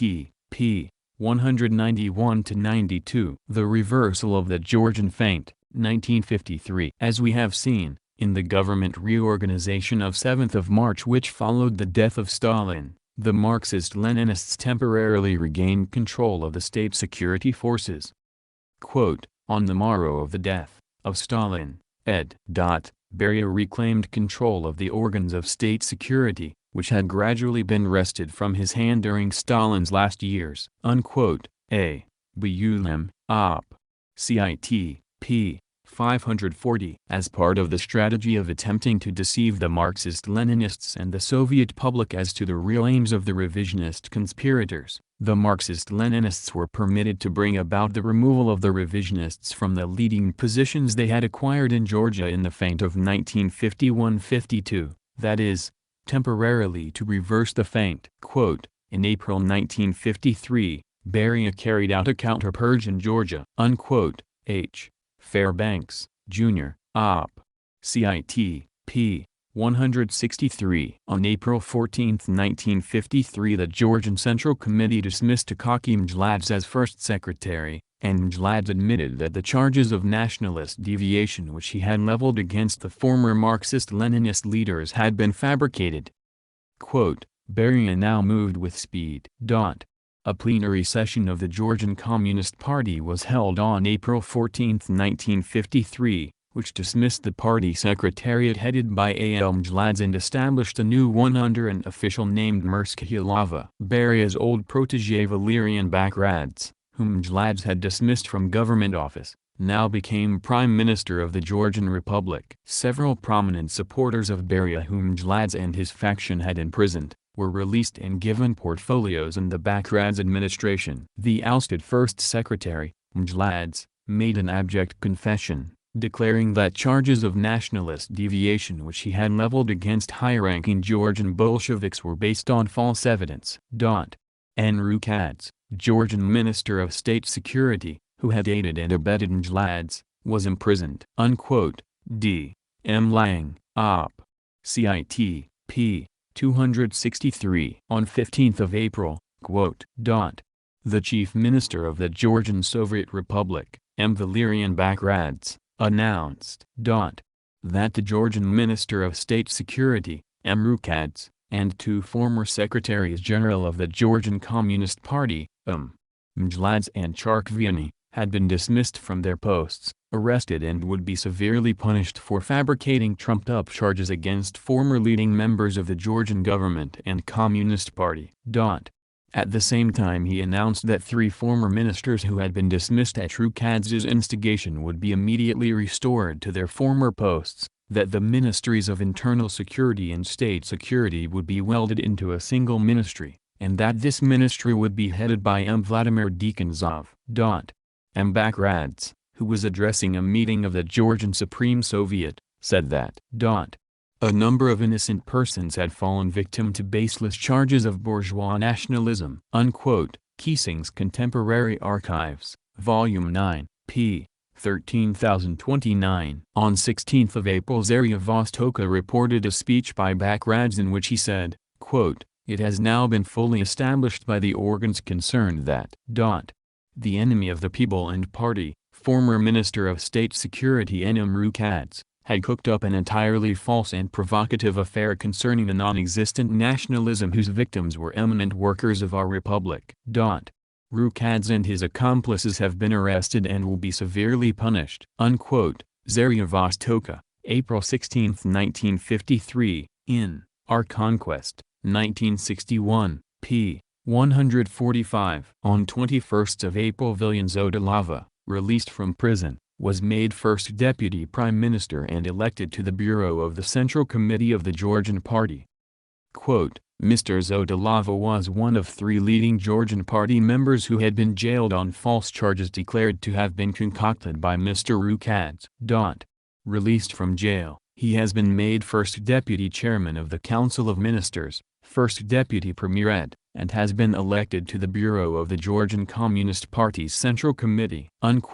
New York Times, April 22, 1953, p. 14. On this date, Zarya Vostoka reported that, a plenary session of the Central Committee in Georgia was announced. As having established that the former secretary of the Central Committee, Mjladze, took an active part in the arrest of completely innocent workers and the creation of a provocational case concerning non-existent nationalism fabricated by the enemy of the party and the people, Enru Kadze.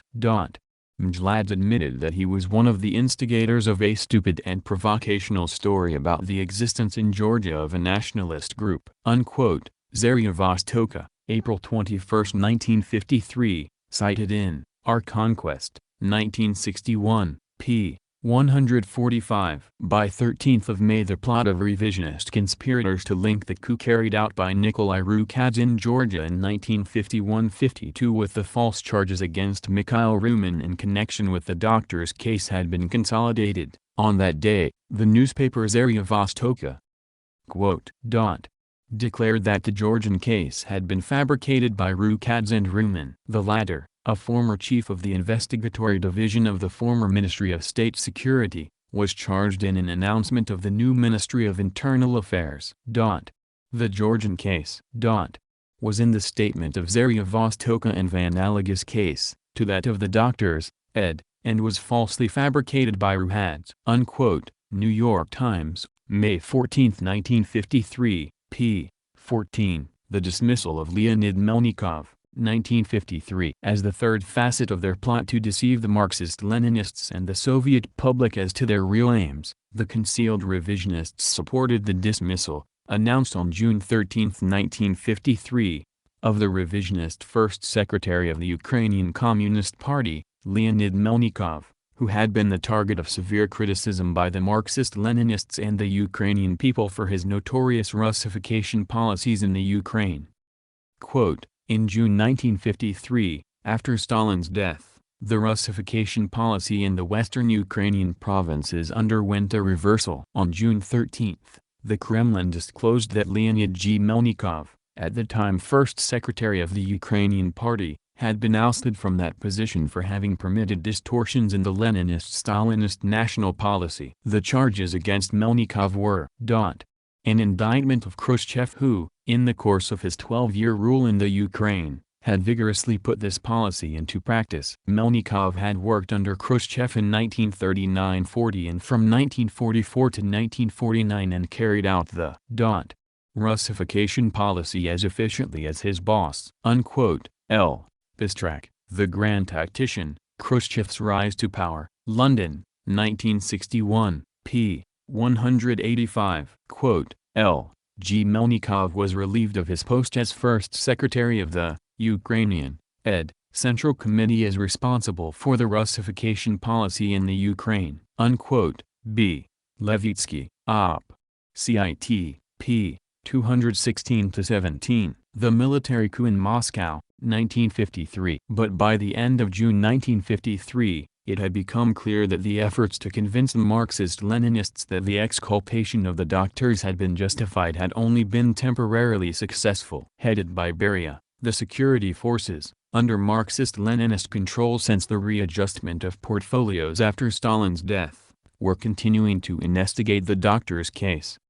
Clearly, if the revisionist conspirators were to feel safe, Beria and his Marxist-Leninist colleagues in the security forces had to be eliminated as a matter of urgency. On July 10, 1953, a few days after Beria had been arrested, a leading article in Pravda revealed the real reason for that arrest, a reason not disclosed in the report of his trial, namely, that he had deliberately impeded and tried to distort instructions of the Central Committee and the Soviet government designed to clear up certain illegal and arbitrary actions, an obvious reference to the doctor's case. Having been charged with carrying out the instructions of the party Central Committee and the Soviet government with a view to clearing up certain illegal and arbitrary actions, Beria deliberately impeded the implementation of these instructions and, in a number of cases, tried to distort them. Pravda, July 10, 1953, in B. Nikolevsky, Op. Cit. p. 147. Over several days at the end of June 1953, the revisionist conspirators approached other leading members of the Politburo with the baseless story that Beria was an agent of foreign imperialist powers and was plotting a coup against the party leadership. Khrushchev has described how he based his allegation on unsubstantiated charges made at a plenum of the Central Committee in February 1937 by the revisionist Gregory Kaminsky that Beria had been an agent of the counter-revolutionary Msavat party.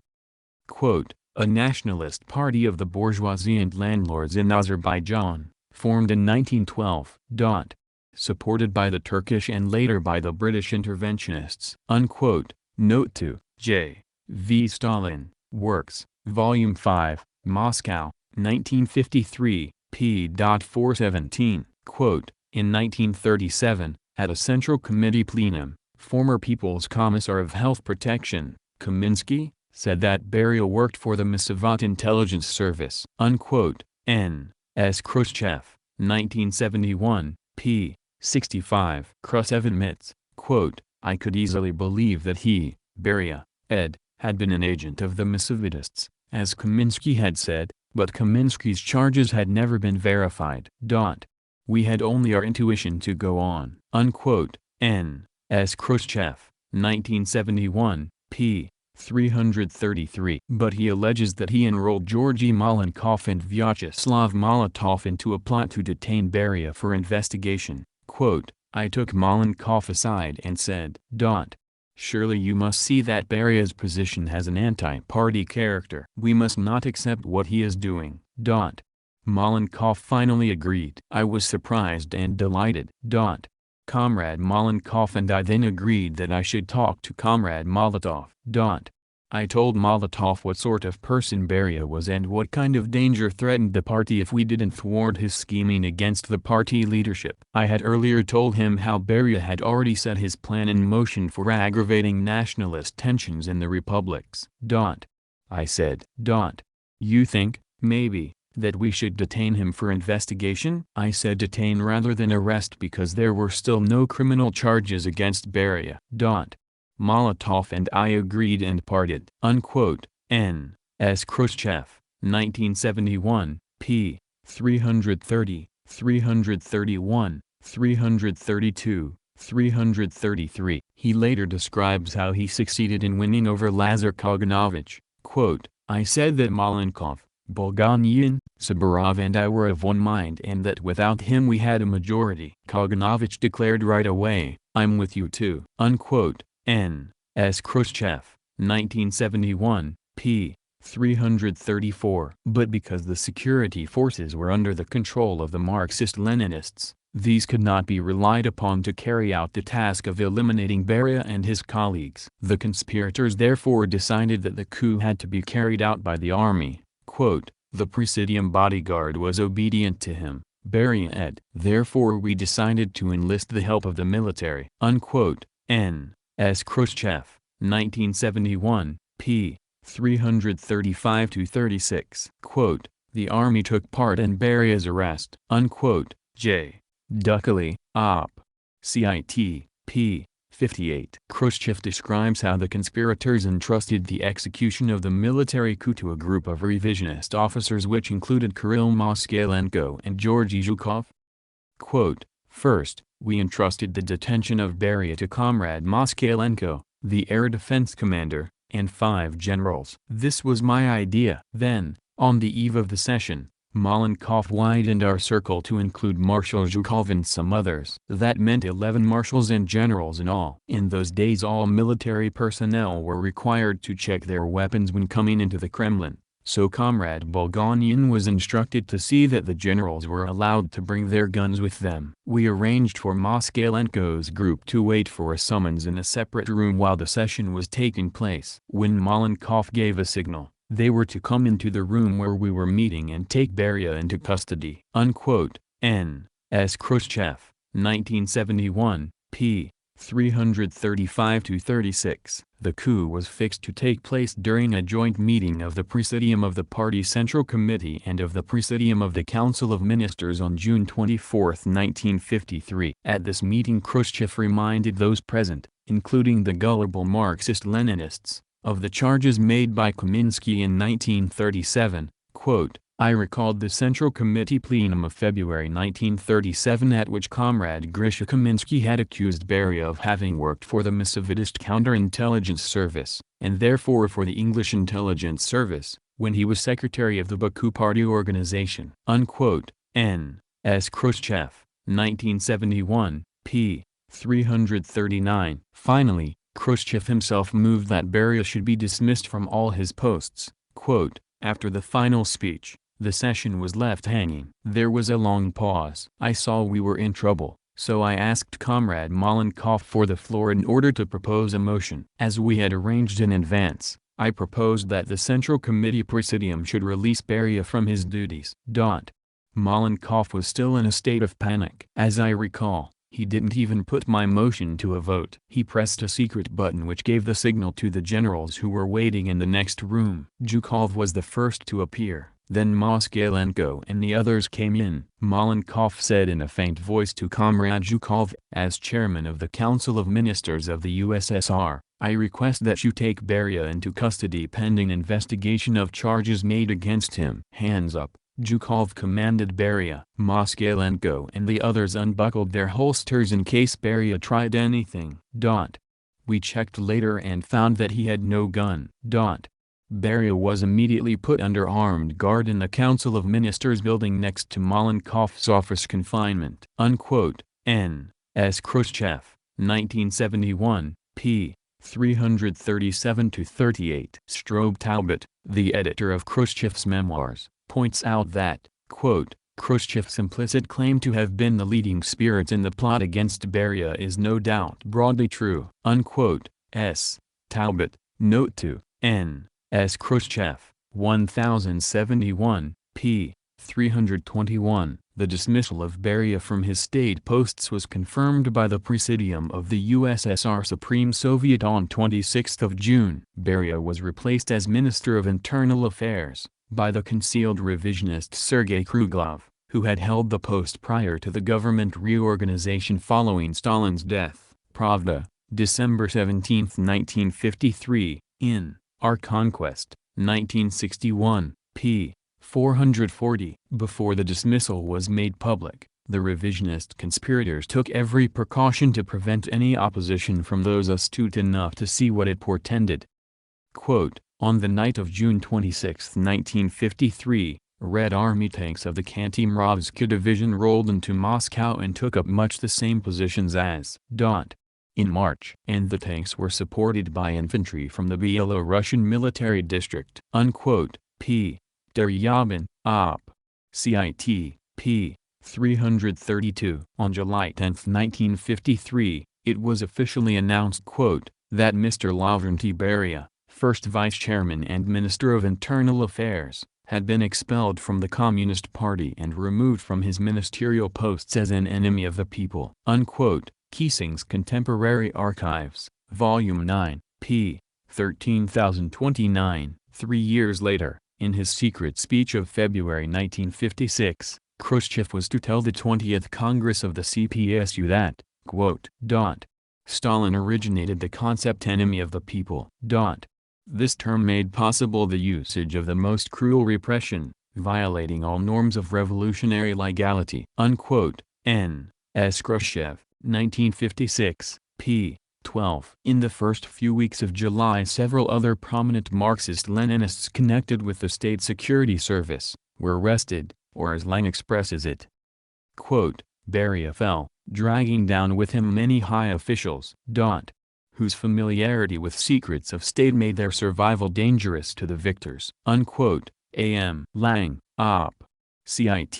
p. 264. Those arrested with Beria included Vladimir Dekanozov, Vsevolod Merkulov, Bogdan Kabulov, Sergei Goglidze, Pavel Meshuk and Lev Vladimirski, all of whom were Marxist-Leninists having close connection with the state security forces. To sum up, the revisionist conspirators were able to quote, to unite the leaders in a conspiracy in which, with the help of the army, they succeeded in getting rid of him, Beria, ed. once and for all. Unquote. R. Karadenkos, Stalin, Order Through Terror, Harlow, 1981, p. 193. The military coup in Georgia, 1953-54. On July 14, 1953, shortly after Beria's arrest on 26 June, the revisionist conspirators moved to carry out a military coup in Georgia in order to reverse the changes made in April 1953 and restore the situation which existed there prior to this date,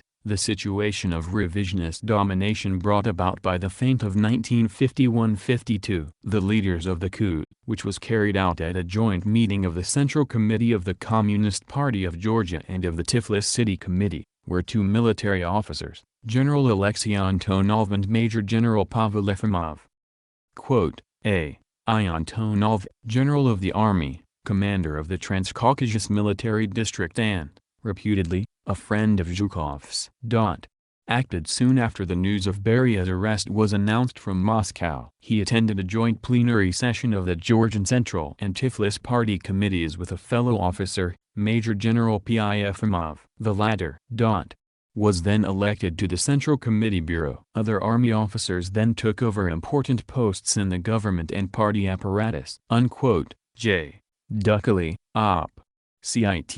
p. 58. In the new political situation, Valerian Bakradze and some other Georgian leaders attempted to save their position by jumping on the revisionist bandwagon. Zarya Vostoka of July 15, 1953 reports a speech by Bakradze at the meeting already referred to, in which quote, he now, of course, condemns Beria. Unquote. R. Conquest, 1961, p. 146. As the New York Times commented, quote, when Mr. Beria was purged last July, it appeared that Messrs. Bakradze and Mertakhilova had attempted to jump from the Beria wagon. Both of them assailed Mr. Beria at meetings held in the Georgian capital and also at the meeting of the Supreme Soviet of the Soviet Union in Moscow last August. Unquote. New York Times, September 23, 1953, p. 16. On 15th of July, Tiflis radio referred to Mjlads, Rupava, Rukads and Shonia as quote, accomplices of Beria, unquote, R. Conquest, 1961, p. 146, quote, Mbakrads, coupled Beria's name with those of Rukads, Mjlads and Charkviani as traitors to the party, unquote, Keesing's Contemporary Archives, Volume 9, p. 13030. At the Georgian Central Committee meeting on 14th of July, the Marxist-Leninist Vladimir Dekanizov was dismissed as Georgian Minister of Internal Affairs and expelled from the party. Quote, first the police, or former police, adherents of Beria were removed at high speed. Unquote, R. Conquest, 1961, p. 146. Quote, on July 15, after the announcement of Beria's arrest, a broadcast from Tiflis announced that Dekanizov had been dismissed from the Georgian government and the Communist Party for collaboration with the traitor Beria. Unquote, Keesing's Contemporary Archives, Volume 9, p. 13029-30. Quote, the main action taken, at the CC meeting, ed., was the expulsion of Dekanizov, from the party. Unquote, R. Conquest, 1961, p. 146. Dekanizov was, quote, arrested immediately after. Unquote, R. Conquest, 1961, p. 151. Reporting these events, the New York Times forecast that, quote, thousands of Georgian communists face the prospect of being purged as Beria followers. Unquote, New York Times, July 16, 1953, p. 8. Alexei Inori, another revisionist army officer, was appointed Georgian Minister of Internal Affairs in succession to Dekanizov. Quote, A. I. Inori has been named Minister of Internal Affairs for Georgia to succeed Vladimir Dekanizov. Mr. Inori is a newcomer to high office in Georgia. Unquote, New York Times, August 3, 1953, p. 6. The attempt of Bakrads and others to save their positions by transferring their allegiance to the revisionists failed. On September 20, 1953, a plenum of the Central Committee of the Georgian Communist Party, presided over by Secretary of the USSR Central Committee Nikolai Stalin from Moscow, removed Bakrads as Georgian Premier and Merskhyilova as First Secretary of the Central Committee of the Georgian Communist Party. Quote, Premier Valerian M. Bakrads, who had headed the government since last April, was dismissed in disgrace and Gd Zavakashvili, was named in his place. Unquote, New York Times, September 23, 1953, p. 1. And a new first secretary was elected in the shape of another army officer Vasily Mzavanads. Quote, the post of first secretary of the Georgian Communist Party was filled in September 1953 by the election of a new man, Mr. Vasily P. Mzavanads, a former lieutenant general in the Red Army. Unquote, D. M. Lang, Op. Cit. p. 264. Duckley points out the importance of the military in the new Georgian leadership. Quote, 3 representatives of the army were found in the Bureau of the Central Committee of the Georgian Communist Party, ed. First Secretary Mzavanads, MVD head Inori, and commander of the Transcaucasian Military District Antonov. Unquote, J. Duckley, Op. Cit. p. 59. On September 25, 1953, 5 days after the dismissal of Bakrads, quote, it was announced that 3 more Georgian ministers had been dismissed, M. Baramiya, Minister of Agriculture and Procurement, M. Chorley, Minister of Culture, and M. Tzukulids, Minister of Education. M. Baramiya had been dismissed in April 1952 from the post of Second Secretary of the Georgian Communist Party, having been accused of bourgeois nationalism and ideological deviation, but had been reinstated in the government a year later with Beria's support. Unquote, Keesing's Contemporary Archives, Volume 9, p. 13468. In the following month, October 1953, a new Georgian Prime Minister was elected, the revisionist engineer and geologist Givi Javakashvili. Quote, on October 29, 1953, a 41-year-old engineer and geologist, Mr. Givi Djavakishvili, was elected Prime Minister of the Georgian Republic. Unquote. D. M. Lang, Op. Cit. p. 264. And on January 17, 1954, a broadcast from Tiflis announced that M. Vilyan Zodalava had been dismissed from the post of First Deputy Premier of the Georgian Soviet Republic. Unquote. Keesing's Contemporary Archives, Volume 9, p. 13468. Conquest notes that, quote, "None of the Beria nominees, of the Marxist-Leninists, ed., has reappeared in office." Unquote. R. Conquest, 1961, p. 147. The Mingrelian Affair, 1953. In Soviet revisionist mythology, the Georgian events of April 1953 have become known as the Mingrelian Affair.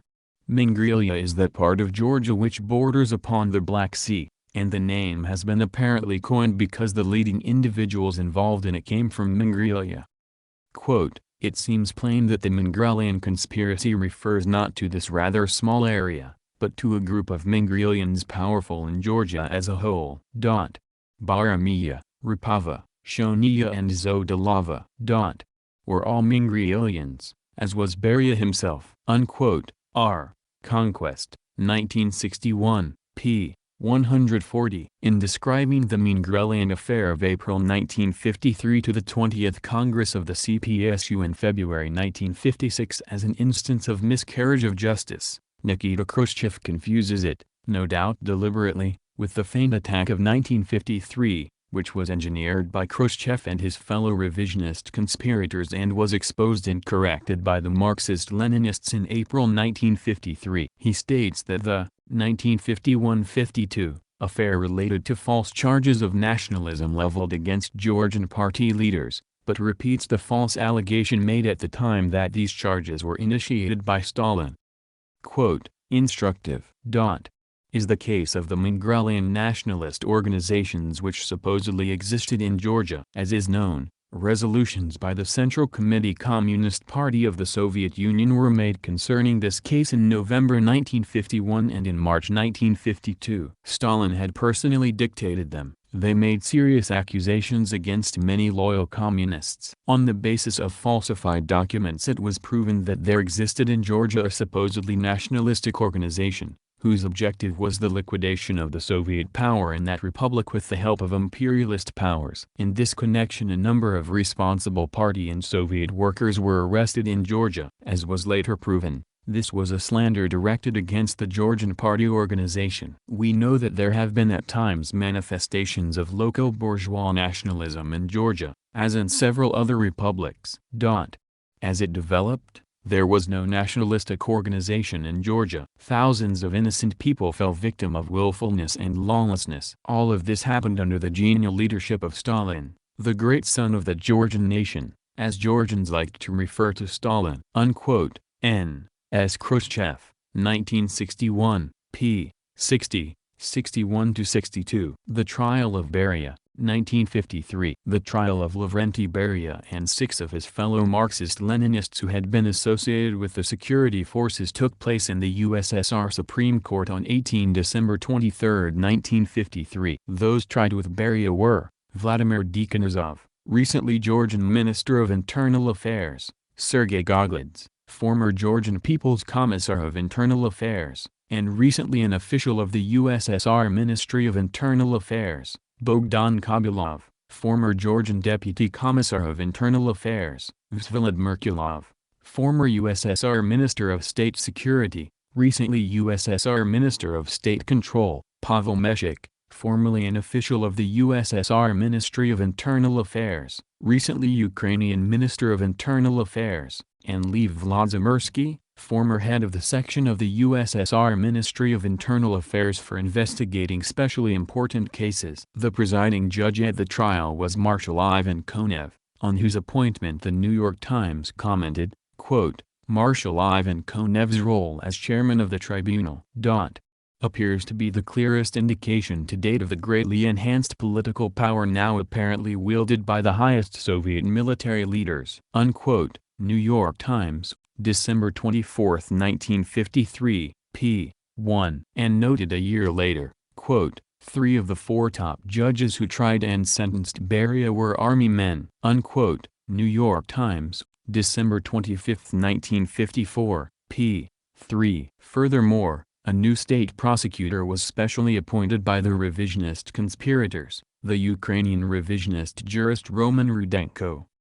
Quote, we had no confidence in, the state prosecutor, so we sacked him and replaced him with Comrade Rudenko, unquote. N. S. Khrushchev, 1971, p. 339. It was alleged that Beria, quote, in 1919, committed treason by accepting the position of secret agent in the intelligence service of the counter-revolutionary Musavat government in Azerbaijan, which operated under the control of British intelligence organs, unquote. Report of trial of LP Beria, in Pravda, December 24, 1953, in Our Conquest, 1961, p. 445. All the defendants were charged that they, quote, using their official positions in the organs of the NKVD/MGB/MVD, committed a number of the most serious crimes for the purpose of exterminating honorable cadres, unquote.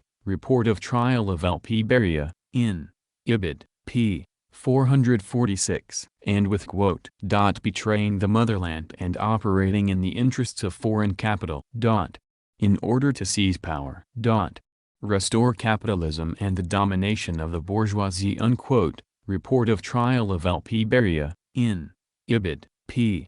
444-45, and with waging, quote, a criminal struggle of intrigue against, Sergo Ordzhonikidze, unquote. Report of trial of LP Beria, in Ibid, p. 442. The Ordzhonikidze case was discussed in an earlier section. All the defendants were found guilty and sentenced to death by shooting, the sentence being carried out on December 23, 1953. It was stated that all the accused had, quote, pleaded guilty, unquote. Report of trial of Beria, in Ibid, p. 446. But we have only the conspirators' word for this, since, quote, the trial was closed to the public, unquote. New York Times, December 24, 1953, p. 1. Nikolevsky, indeed, insists that, quote, Beria was tried behind closed doors without any confessions, unquote. Nikolevsky, Op. Cit. p. 120. And the Albanian leader, the Marxist-Leninist Enver Hoxha, affirms that a Soviet military advisor to Albania informed the Albanians that he had been a witness at Beria's trial and that Beria, far from confessing, had defended himself very strongly in court and refuted all the charges. Quote, when a general, who I believe was called Sergetskov, came to Tirana as Soviet military advisor, he also told us something about the trial of Beria. He told us that he had been called as a witness to declare in court that Beria had allegedly behaved arrogantly towards him. On this occasion, Sergetskov told our comrades in confidence, Beria defended himself very strongly in court, accepted none of the accusations and refuted them all, unquote. E. Hoxha, 1984, p. 31. Many Western commentators accept that the charges against Beria and his co-defendants were a mere pretext for their judicial murder. Even Stalin's daughter Svetlana, who disliked Beria and was inclined to believe any story detrimental to him, testifies that, quote, Beria's trial was staged, without any evidence, unquote. S. Aliluiva, 1969, p. 375. On the allegations that Beria was a foreign agent, Nikolevsky points out that, quote, not the slightest shred of evidence has even been offered, unquote. B. Nikolevsky, Op. Cit.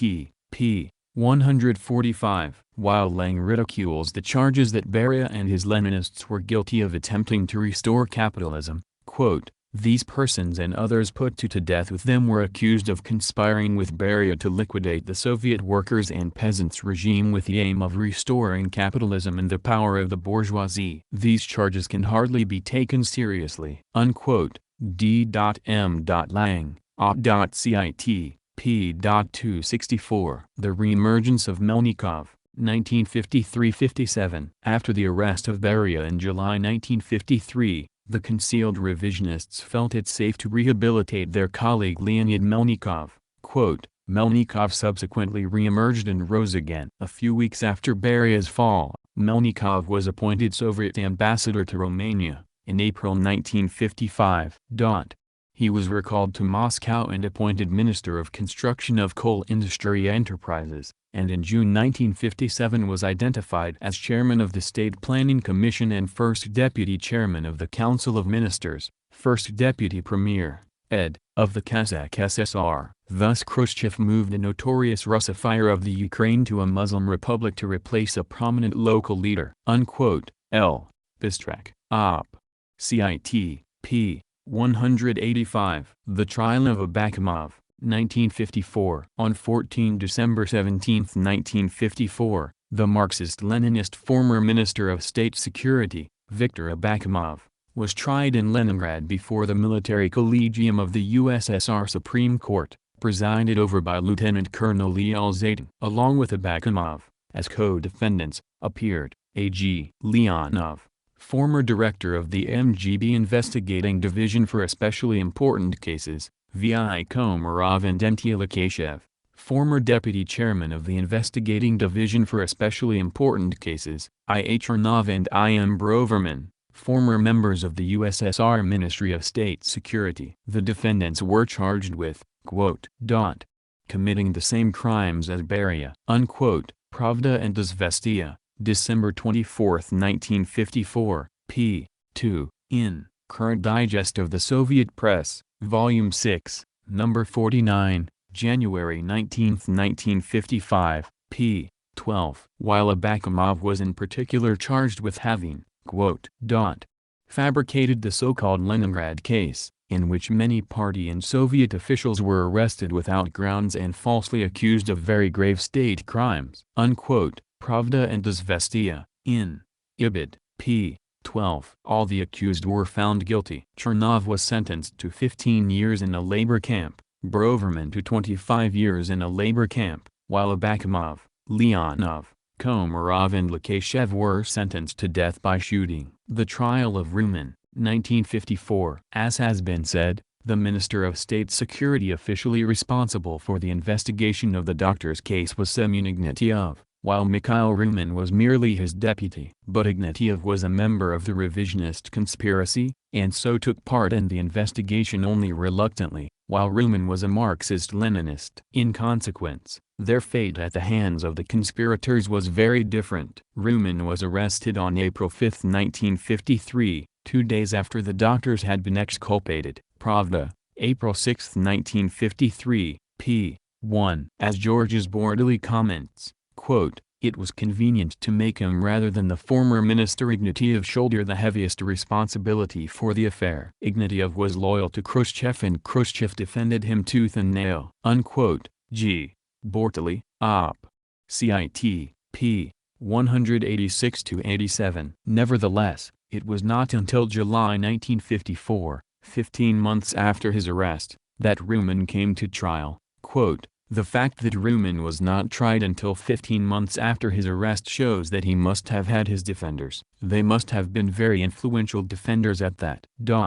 A real struggle over the Rumin case was fought at the June, 1954 ed. Plenum, and it was there that his execution was decided upon. Unquote.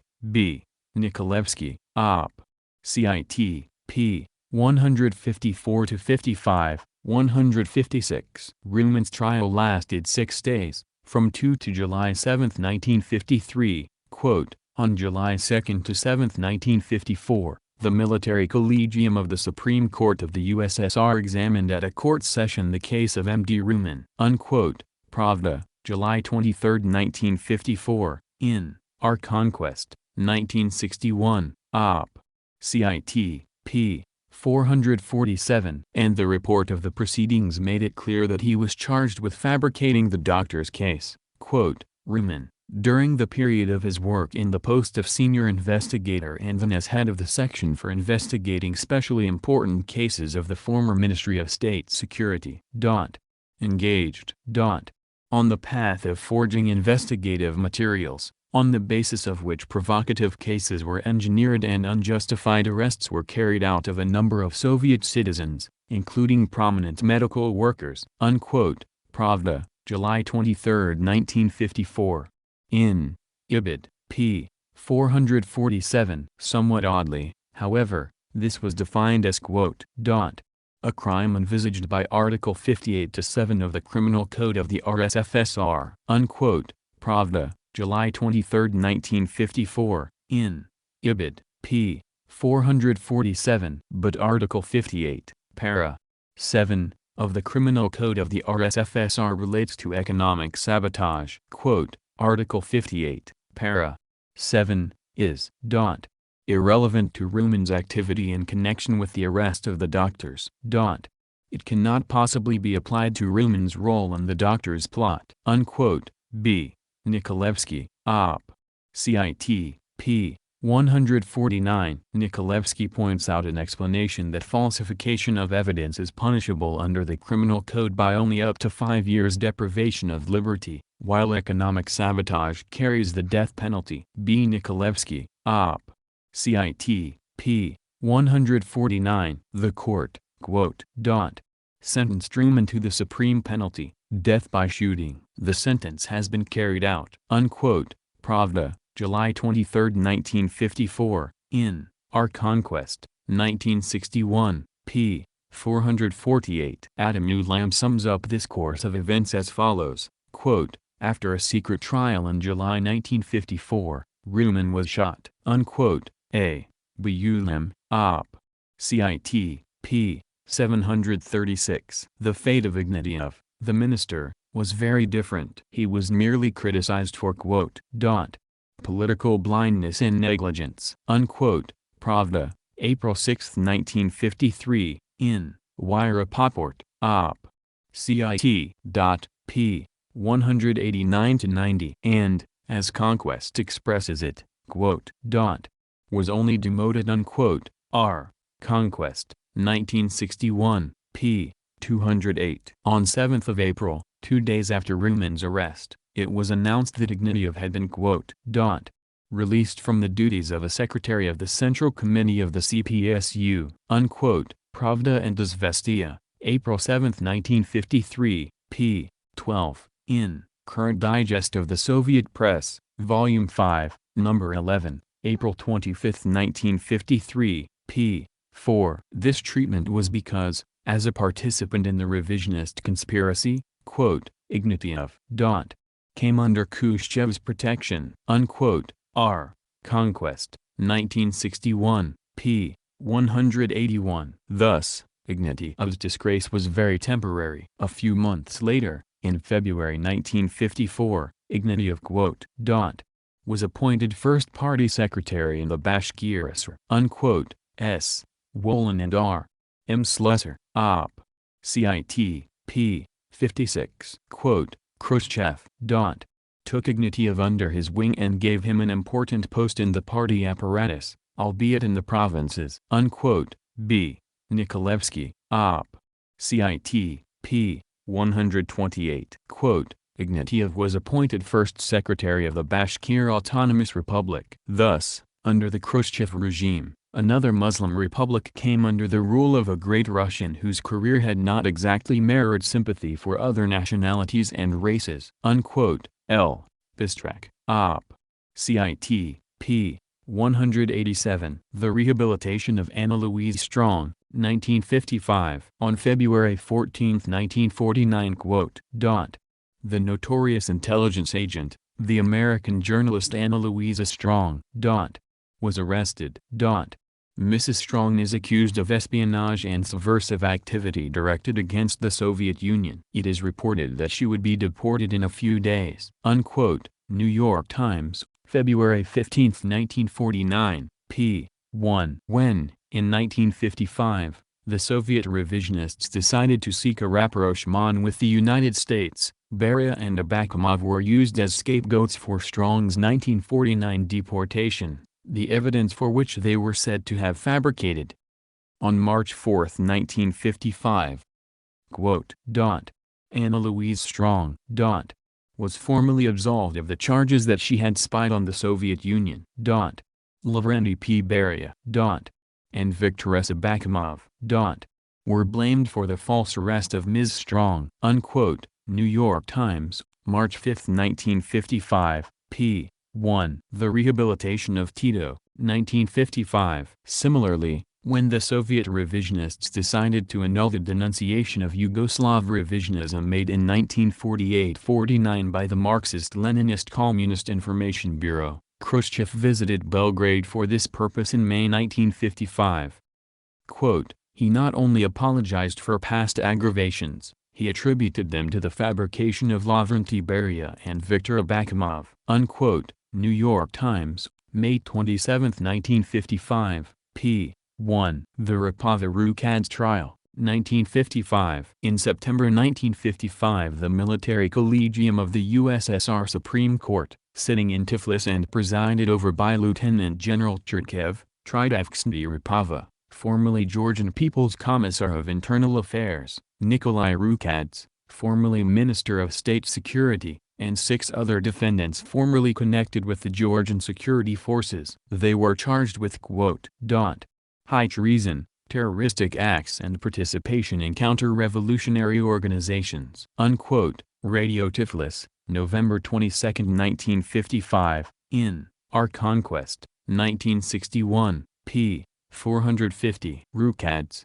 of course, had become a victim of the maneuvers to reverse the Georgian feint of 1951-52 associated with the exculpation of the terrorist doctors, and was sacrificed to those maneuvers. Accused of being accomplices of Beria, among the crimes with which the defendants were charged was that of taking an active part quote, in the struggle of intrigue which Beria had over a number of years been carrying on against Sergei Nikidze, the prominent statesman. Unquote. Radio Tiflis, November 22, 1955, in Our Conquest, 1961, p. 450, and of committing quote, terroristic acts of violence against Mamia Oraklashvili, former secretary of the Transcaucasian Party Regional Committee, and his wife, Maryam Oraklashvili, former People's Commissar of Education of the Georgian SSR. Unquote. Radio Tiflis, November 22, 1955,